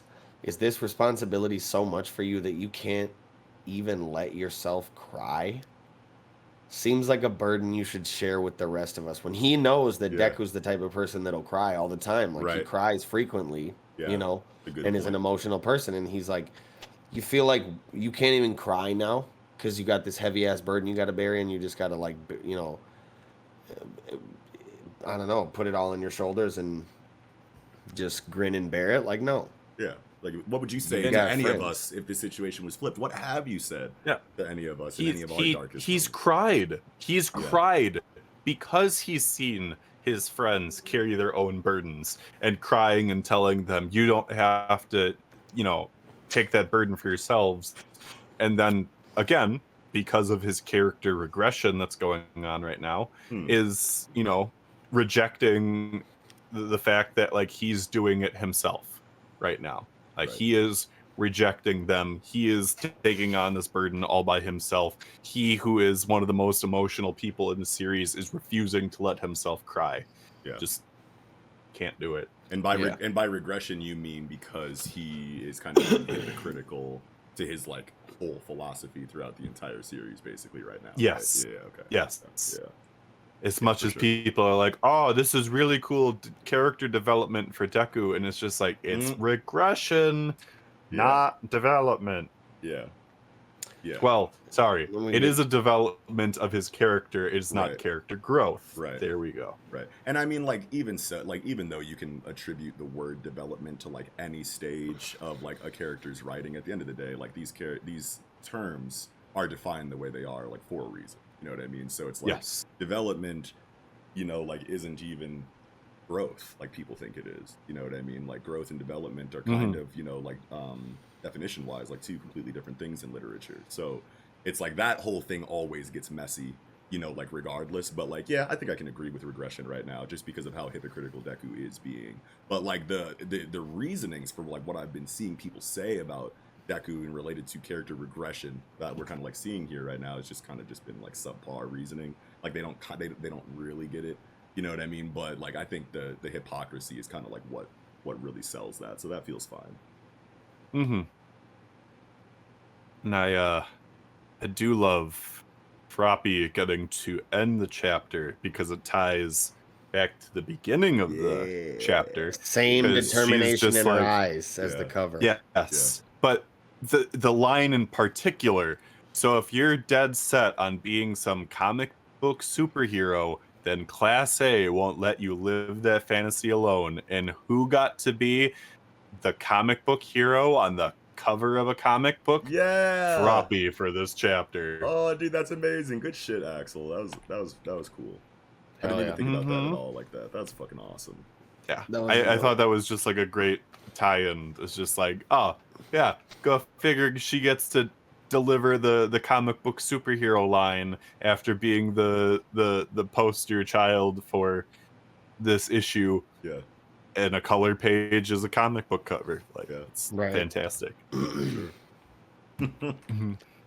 What a chapter, man. Like this is, and I feel like it's right on time too, because people have been talking about like Class 1A and their involvement like in the story, you know what I mean, and how they felt like kind of underwhelming during the war, and it's like, well, now we know that like their moments weren't meant for the war, you know what I mean, they're meant for this situation that's developed since then, you know what I mean. So that's just kind of something you have to run into when you're doing week to week stuff, and that's the fastest that we, you know, can consume the content. But like, I'm glad that, you know, Horikoshi is kind of leaning back into Class 1A now, especially so soon after, you know, a lot more Class 1A criticism has kind of come out. It like always feels good when a mangaka kind of like does what a lot of people are saying that they don't think he will do, you know what I mean? So that feels good inside of the issue as well. Yeah.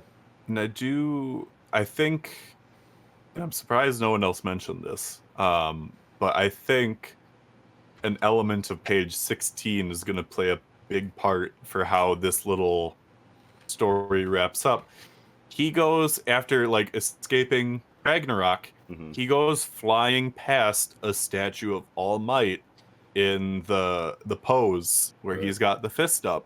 Like, and I feel like we're definitely going to see him, you know, viewing this statue at least one more like time in like the next chapter, like the chapter after that, you know, again, just going to show like, for someone that idolized All Might, for someone that like idolized his strength and helping others and whatnot and being a symbol of hope, who you are right now is such a far cry from that. Right. That like, I think you're being so wrapped up in the vestiges that you're forgetting your original inspiration. Wow. And casting away your friends and whatnot. So I think it's such a brief shot, but there's so much.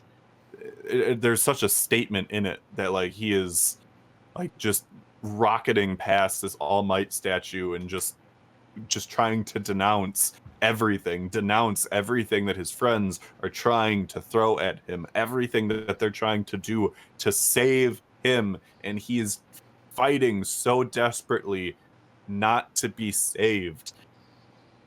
Yeah. Wow. When that was really well the said. statue of his hero is right there. Yeah. The statue that would always say, "I am here." And Deku does not want to be here. Yeah, he does doesn't. not want to be saved. Wow. That was fire.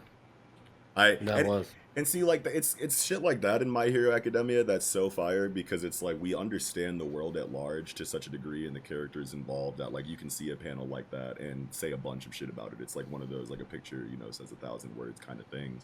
And this is like a panel that I kind of brushed past and until you kind of like went into that, you know, soliloquy. So I appreciate the spot, absolutely. And like now I'm looking at this panel and I'm like, man, like, what is Deku? Like, I know that we kind of like get some internal monologues, like stuff like afterwards, but like Deku not addressing the statue, but like you still having such a profound thought about like what him launching out of the building past the statue like might mean to him. It's like that creating an image of like unspoken shit going on in Deku's mind outside of like the text that we get on the actual page is like a really like thought-provoking. It makes it a really thought-provoking panel for me now, you know what I mean? And it's like, I love manga that kind of allow you to do that, especially in like a conversational setting like this. So I appreciate that. That was fire. Hell yeah. Yeah, man. I don't know. I think that's about all I had for My Hero. Yeah, me too. Asui, Ida, and Ochako about to do it to him next chapter. Like, that's gonna make this like whole stretch of storytelling, I feel like, just feels so good at the end of next issue. But yeah, yeah, I'm good too, for sure. Great combo, guys. Alrighty then, with that, I think we can go ahead and jump right into chapter 1019 of One Piece. I finally Kelly? get to be in a video where we talk about One Piece. Oh yeah, I don't think you. Yeah, I think every time every time you've been on the show. Damn time. Yeah. Oh my god, it finally happened. Jeez. And I have so much to say about this chapter, so I'm happy. But let's get into it. Where's the title? Chapter title, yeah. Heliceratops. Nice. Let's talk about this splash page though, or this color double page spread. This double page color spread, man. Splash page is an appropriate term to use for this one specifically. Holy shit. I love the water ones. Yes. Yeah. Mm-hmm. Yeah. Of course, because you get to see, you know what I'm saying? Nami Swan. Hey, man. Robin Swan. Yes, sir. See, I see your Nami and your Robin, but I don't care because I've got my Jimbei and I've got my Frankie with the frickin' whale hair and just the random shirt that says you can steer for whatever reason. Okay, like, so I didn't notice the hair. The freaking whale hair with the smiley face. Yeah. Like, oh, so good. So, but I do love Jinbei's kimono because, like, I know it's not what it's supposed to be, but, like, it gives me, like, jellyfish vibes, despite the fact that, like, there's supposed to be, like, waves and whatnot. But, like, just from, like, the contours of the clothing wrinkles? Yes. Yeah. Like, I am just so happy that every Straw Hat group shot we get from now on gets to include Jimbei. Mm-hmm. Oh, I'm so happy. Yeah. So happy. Yeah, me too, man. As they're just surrounded by just giant down on the whales. other whale, just eating. Yeah, just smashing. Yep. And then you got fucking Sanji like, I got your watermelon pizza or whatever the fuck that is in his hand. Yeah. It is a watermelon pizza, isn't it? What is going on? It is watermelon pizza. I thought it was like sushi pizza for a while, but no, it's watermelon pizza for whatever reason. Nah, because I've seen I remember one time I saw a chef on some show and they were highlighting their restaurant and their like main item was like a fucking, not a deep fried watermelon, but like a roasted watermelon that they like made look and like kind of like feel like a steak aesthetically, you know what I mean? Like, yeah, so they be doing shit with watermelons. They be doing shit with watermelons.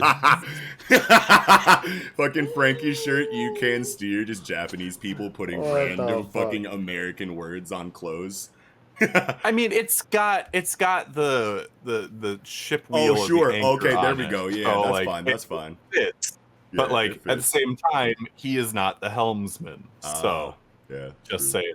But he got I am disappointed. Yeah, I am disappointed that we did not get to see the Where's Wally One Piece color spread. Oh yeah, I remember for that whatever too. reason. Yeah, where's that at? Like, I don't know why we didn't get that in the West. Like, that's so sad. Like, I don't know if it's like a copyright thing that they couldn't do it, but it's just like, why don't we get the fun of looking for Luffy? Whatever. I guess. Completely forgot about that until right now. Yeah, it maybe it is like a copyright. I never even heard of it. It's like this giant Where's Waldo drawing, and it's got like Bon Clay as Waldo, and it's like find Luffy, find these two other ones, and then find Bon Clay Waldo or whatever. And it's a really cool drawing. It's fun as fuck. And yeah, we don't have it here. I saw it on the timeline. I thought it was fan art.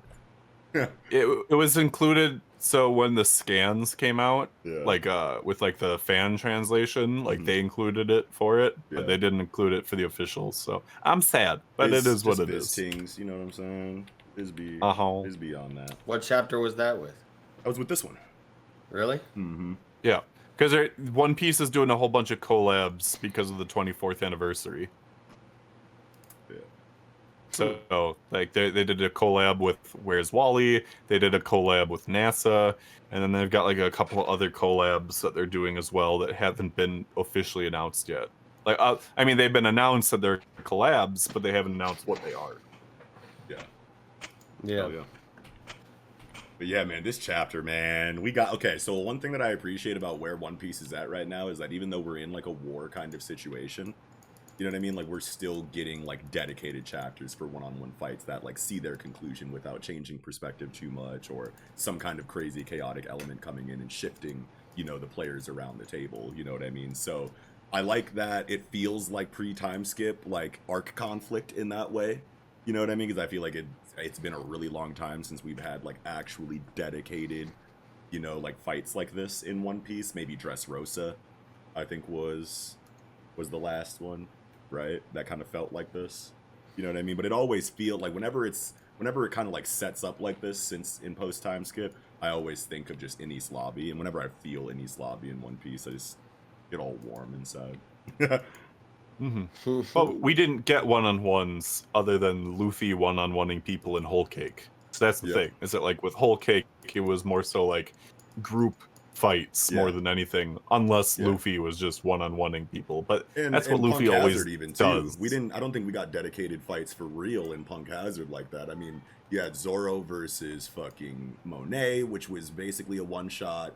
You had Buffalo, you know, and Baby 5 versus Frankie at the very end. That was cool, but that's still like kind of outside of that traditional composition of the arc flow. You know what I mean? Like that was after all the conflict was over, and then you got Frankie, you know, in the general Frankie fight, you know, boxing Baby 5 in them. So it's like that was like cool to like get it like that. I like the differences between pre, you know, and post time skip in regard to conflict like that. But like, yeah, besides Dressrosa, and I mean, like, even in Fishman Island, like, that was really just Luffy versus Hordy, and then everyone just showing off what they can do and dispatching their enemies rather quickly. So, yeah, like this is mad rare, bro. Like, it does not happen in post-time skip like that, you know? So it feels really good right now. Yeah.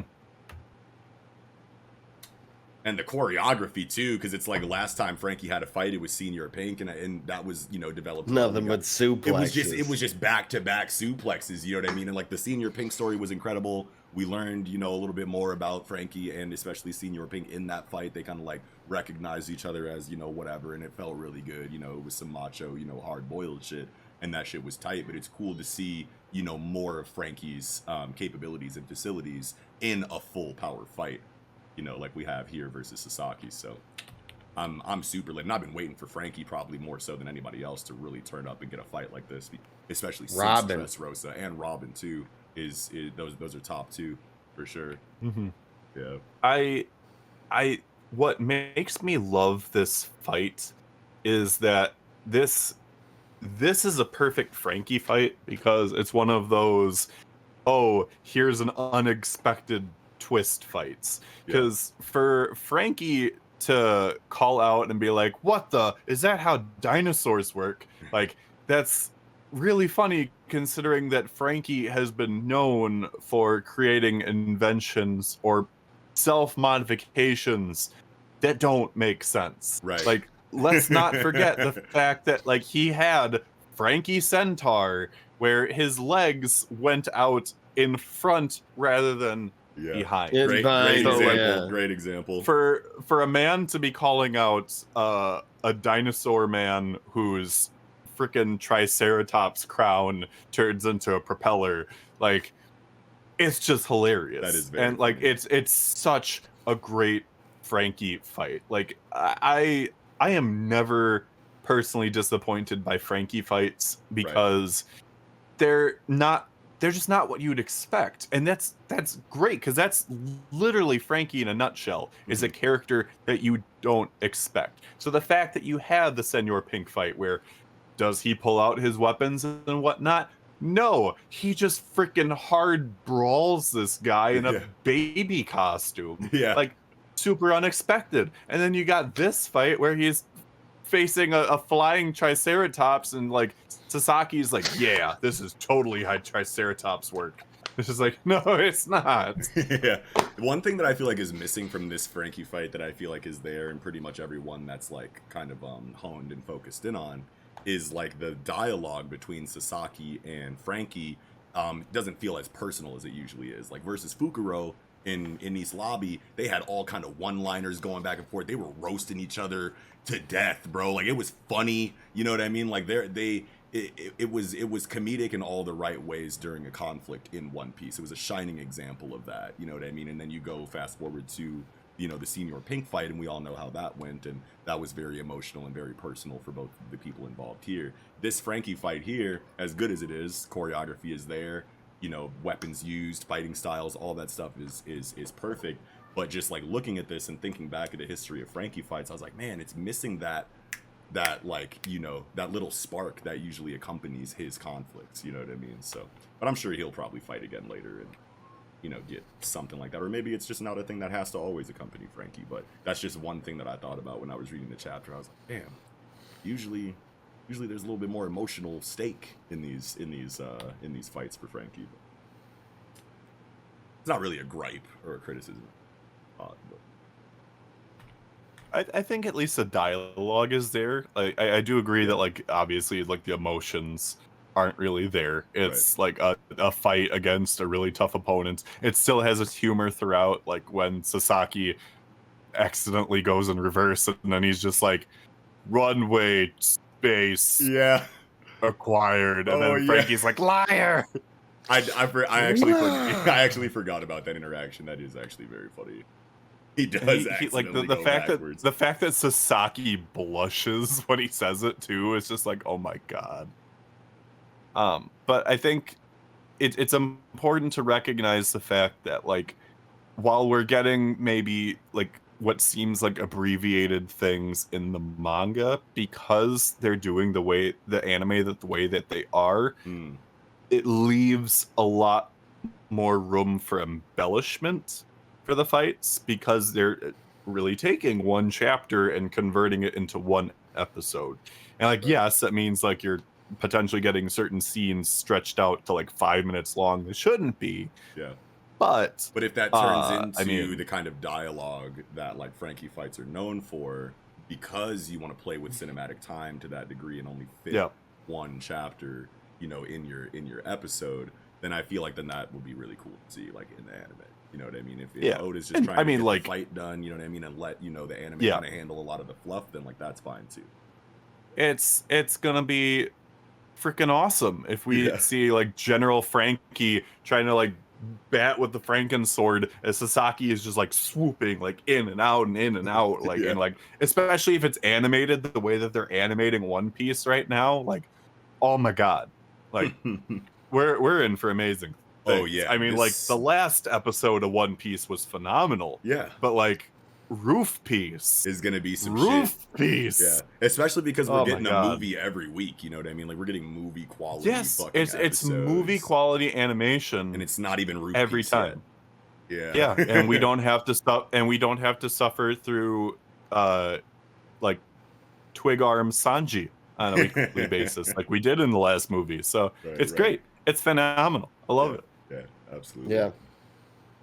Choreography shining through in this fucking chapter, just like for the most part, inside of like the kind of like the usage of the beams and the cannons, right? Because we know that General Frankie has a Gallon cannon or some kind of radical beam associated with General Frankie itself, and then we also know that Frankie has his own personal radical beam. You know what I mean? So the fact that that is the damage kind of like necessary to take out Sasaki makes a lot of sense, because we know how powerful these beams are. We know that this is a Zoan, so you need a little bit more oomph than regular to kind of like take them down. So like double beam to the chest feels really good for a conclusion. And the way that it's kind of set up, where he has his moment with General Frankie, boom, hits him, and then Sasaki's like, I can't take that again, let me, and then he like collapses on the General Frankie, he hits the back door, somersaults out, and hits him with the fucking radical beam again. He was like, that was just so beautiful.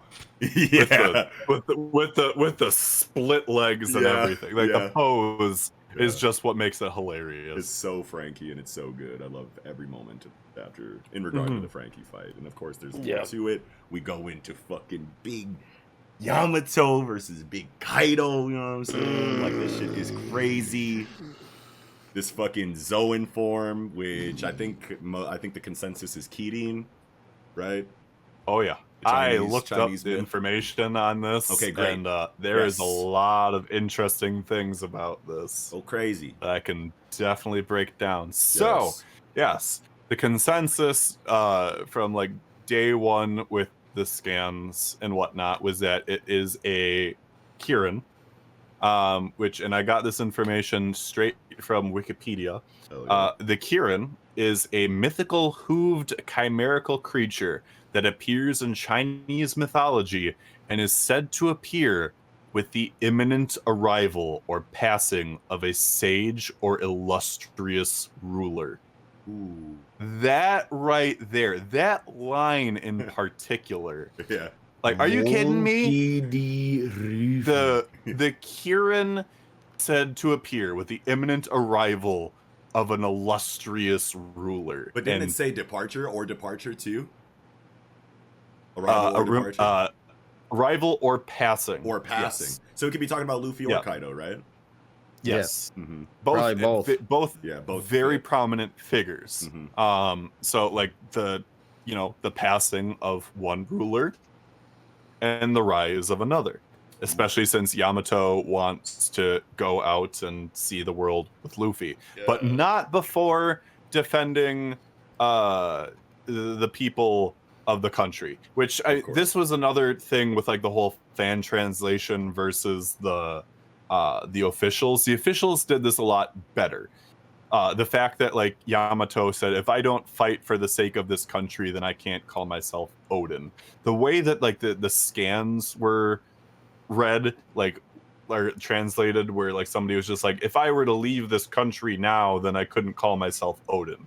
That doesn't fit so well as the fact that like, fighting for the country, yes, that is something that Odin would do. Yeah. But the whole leaving the country thing did not fit. But I digress. Back to the whole Kirin thing. Yeah. So some of the stuff that once again like further like kind of cements that this is probably a Kirin. Some of the details of a Kirin is that they have thick eyebrows and that the hair that they have on their head flows upwards, which we see here. The body is shaped like an ox, deer, or horse, which definitely in the case of Yamato, it's definitely more of like a deer look than either of the other two. Then they've got like flames on the body and or curly tufts of hair, which you can definitely see that coming from like her elbows and like the sides of her body. And then the one last thing, and this is not like an image detail, but like another like fact about Kirins, that according to Taoist mythology, although they could look fearsome, Kirin only punish the wicked. And I think that's, again, another great thing of Yamato, he is here to punish Kaido for the wicked deeds that he has done and put an end to him. It all fits. It's so good. I'm like 100% on board with this Kirin thing. I love the detailing that has been done. I love the potential mythology and like symbolism that are incorporated this, especially because One Piece is just full on shoving symbolism and whatnot down our throats right now with like every single chapter. Right. Yeah. These are things that we can count on Oda for. He always snaps on this kind of shit, Yes, the detail work is always there. Everything is there for a reason and has a part to play.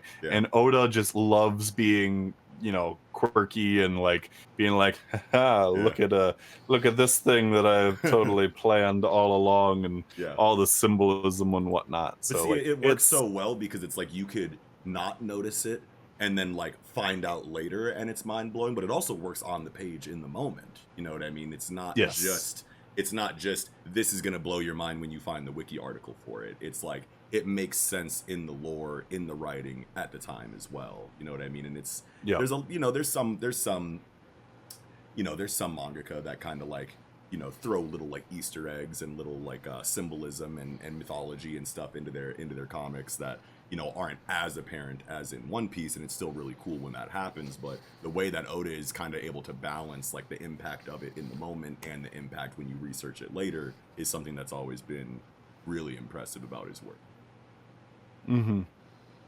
Now all I want to see to just fulfill my hopes with this, which I mean you can never go too crazy with One Piece stuff because people will get disappointed because they try going too hard.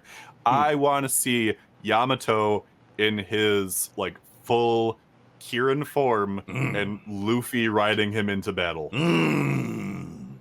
I just think that would be such so hard. a If we get dramatic and that, awesome shot. Yo, that's got to be like a dedicated double page spread, single panel, not, you know, the fucking clustered double page spreads that we normally get in One Piece. Like, I'm talking like East Blue, you know, Jaya, you know what I mean? Like single panel double spread for that. That would be glorious. Oh my God. No Hell yeah. text. That would be some shit. So, okay. So, like, let's talk about how we think the fight moving forward between Yamato and Kaido is going to go, because we know that he just got this new form revealed. We're probably going to see him, you know, show out in that form to a certain degree. But, like, a lot of people think that Luffy's going to get back up on this rooftop and Yamato's just going to be out of here. You know what I mean? Just, like, Outta just here. cooked, you know what I mean? Like, just like not out of the fight, not able to continue, you know what I mean? And that will be, you know, kind of like a not more of a reinvigorating spark for Luffy in regard to emotional stake in the Kaido fight after his, you know, kind of resuscitation or revival. You know, Like, you just beat your own sundown, bro. What the fuck? Yeah. But at the same time, it's like, I want Yamato to hoop. You know what I'm saying? Like, I want him to get his licks in on this motherfucker. You know what I mean? For real. So, yeah. So it's like, either way, I feel like could be epic, you know, but like it kind of seems like the way that Kaido's kind of been built up so far that he'll just smoke, you know, Yamato for the most part. You know what I mean? Like, everyone's been landing. I think if hits on anybody Kaido. can hang with Kaido, it's Yamato. It would be Yamato, right? And you'd think that, but I mean, like, everybody, like, people have been putting in work on Kaido. Like, the Scabbards had an impressive show, and they all stabbed the fuck out of him. All got special attacks off on him. Had him, you know, fucking tearing up. Had him in an existential crisis, essentially. Move into Luffy, boxing this motherfucker in base with a crazy hockey bloom. You know, like, in the zone, like Black Flash just beating his ass. That's doing a lot to him, Black too. But Flash just beating his ass. yeah, but we see what happened to Luffy. We saw what happened to Scabbards. Like, I think that Oda will let Yamato hoop, but I don't think he's getting any farther than anybody else has. At least I can't see it yet. You know what I mean? Like, I want to believe that because it's Yamato, but just based on the history of Kaido, it's like he takes his fucking damage and then he baps you with that fucking Bagua and then you go into the water. So it's like, I don't know. It's crazy to think about, but a lot of possibilities. I'm sure Oda will pick the best route in regard to this. So I'm very excited for the next chapter. We got 2 weeks. Yeah. No, If God, I double had issues. if I had to guess, Luffy is not going to get back into the fight until Onigashima crashes down onto the Flower Capital. Oh wow! Because Okay, so you think that is? I'm still dead set on that. You think they're going to Especially if he evacuate needs everyone? to eat. If he needs, I mean, we'll see.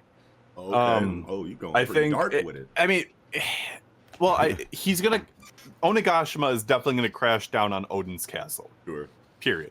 Yeah. Or well, not Odin's, the Flower Koyuki, Capital. or the Flower Capital, but like specifically on the Shogun's castle. Yeah. So whether or not people evacuate, who knows? But I mean, like, Luffy is gonna need a lot of meat and a lot of time in order to recuperate.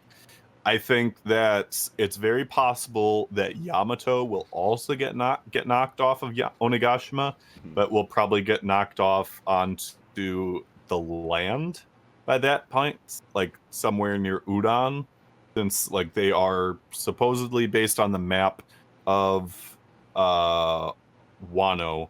Onigashima needs to travel through Udon in order to make it to the Flower Capital. And it would be super anticlimactic for Onigashima to crash down on Udon. Like, no. Yeah, you're right. I mean, again, we still don't know how fast this is traveling. The fact of the matter is Luffy got beat down while Law's ship was still in water.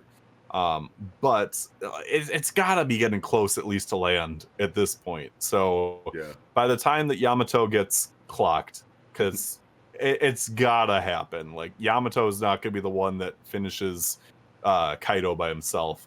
I think that he'll get knocked down on land, which could lead to the whole Luffy riding on Yamato to make it back to Onigashima kind of thing, playing into my theory. Okay. I really want that to happen. But like, that sounds so I do too. I really do. I just want to see Kira and Yamato and see what that's like. But I am still dead set on Onigashima falling on the Flower Capital. Like For sure. Again, because just based on the map of Wano, because I've looked at this and I've like had this like theory of like, oh, it could maybe go here, here, here, and then you look at the map and it's just like, no, it's from here to Udon to Flower Capital, and again, it would be the most anticlimactic thing for Onigashima to fall into Udon of all places. Plus, it's like if the third act wants to I end thought on, it was implicitly stated like that was the plan, right? For that Onigashima to fall on the capital. Yeah, on the capital. Yeah, but what that's Axel is saying, his entire plan. What Axel is saying is that like they stop it short of the Flower Capital and it only falls on Udon, and that would be lame as fuck. And it would be anticlimactic. Yeah, I think I agree there. But I mean, it makes sense for it to fall on the capital if it is going to fall anywhere, because like as far as like crushing, you know, thousands of people, I don't know if we're going to get something like that. But I mean, like as safe of a devastating drop onto a part of, you know, Wano that Oda will allow in his story, I feel like we could totally see that, and it makes sense. I think I saw someone say that in like Kabuki theater, the third act always ends with some kind of wild tragedy. You know what I mean? So like, you know, if it's not going to be some drastic death or something like that, then like Onigashima successfully falling on the Flower Capital would be a great like cliffhanger ending to Act 3. So I could totally see that happening. It all depends on whether or not this is structured as a 5-act play or a 4-act one. Right. Because there are 4 acts and 5 acts, but I think they said it was 5 though. I think they already said. I think we already got. I don't know. We talked about it like way back earlier. That's at least what I'm still thinking. Yeah. Like again, my entire thought process for months has been that Onigashima is going to fall on the Flower Capital, and that's going to mark the end of Act 3 going into Act 4. Yeah. But yeah, we'll just have to wait and see. Right. Either way, I trust Oda to finish this off successfully. I'm not one of those flaky fans that's just like, I have such problems with this chapter, and then it gets resolved literally the next chapter or the chapter after that. And it's just like, have you not been part of the weekly One Piece experience like, before? Are you new here? We talk about that shit. And some people are, but like you've got other people that have been in it for years, and it's just like, come on, like, where were you during like Punk Hazard or Dressrosa or Marineford or anything like? Right. I think what it is just that like One Piece is so long and it's so big that people have developed such an attachment to One Piece and its characters that like on a week-to-week wait, impatience coupled with expectations for your faves, you know, like whenever it kind of like seems like Oda is going to do something with your favorite character that you think shouldn't be done, you know, like until you get the confirmation of exactly what was done, it's probably easy for them to be like, what are you doing? Whoa, you're gonna ruin my character. Like, chill. Like, what's Sanji doing? I don't like this. You know what I mean? It's like it now becomes like you need to treat my characters the way that I think they need to be treated. Otherwise, I'm going to criticize you for the decisions that you made for them inside of your own story, because you wrote these characters so well that I feel like I legitimately know them and they mean specific things to me. So therefore, they have to behave the way that I think that they should, because I know these characters really well. So do it my way or don't do it at all. Yeah. I don't know. Yeah. But Sanji kills Kaido for life. Hey man, fuck it. I'll take anybody killing Kaido at this point, bro. I just want him to be dead, or the storytelling to be over for Kaido, so that like that argument can like I want Wano to end solely for that argument to just be done already. You know what I mean? I'm not in any real hurry though. I've been enjoying Wano thoroughly from the beginning until now. So yeah, but that's all I had for One Piece. I think this week, incredible chapter and discussion, you guys. Yeah, and Shokugeki no Sanji chapter 3 was great too. Oh yeah, we got that. Yeah, hell yeah. Alabasta. Well, with that, I think that'll about do it. Thank you all so much for watching. If you did, be sure to slap a like on this video. Be sure to subscribe to the channel. Come back week to week for more fire content. It's always coming out. Yes, sir. Leave a comment in the section down below. Let us know what you thought of this Weekend Jump, or let us know if we missed anything you thought we should have talked about, or anything like that. Chop it up with us down there. Yeah. As we said before, be sure to check out the description box down below where you can find links to all of our individual social media accounts such as Twitter, online communities such as Discord, places to listen to the podcast wherever you would normally prefer. Also, ways to support us through our online shop or our Patreon. Also, as we said before, we will put links down below for any and all of Axel Blaze's stuff so you can check him out and see what he's doing. Yeah. And If with you're that not being subscribed said, to me already, what are you doing? I've been here a lot already. Jeez. Throwing us Jeez. Right. with What are that you being doing? said, this will be another fantastic episode of the Project Manga Podcast. Wrapping up, I'm your host, Eagle. Knox. Axel. Sarabada.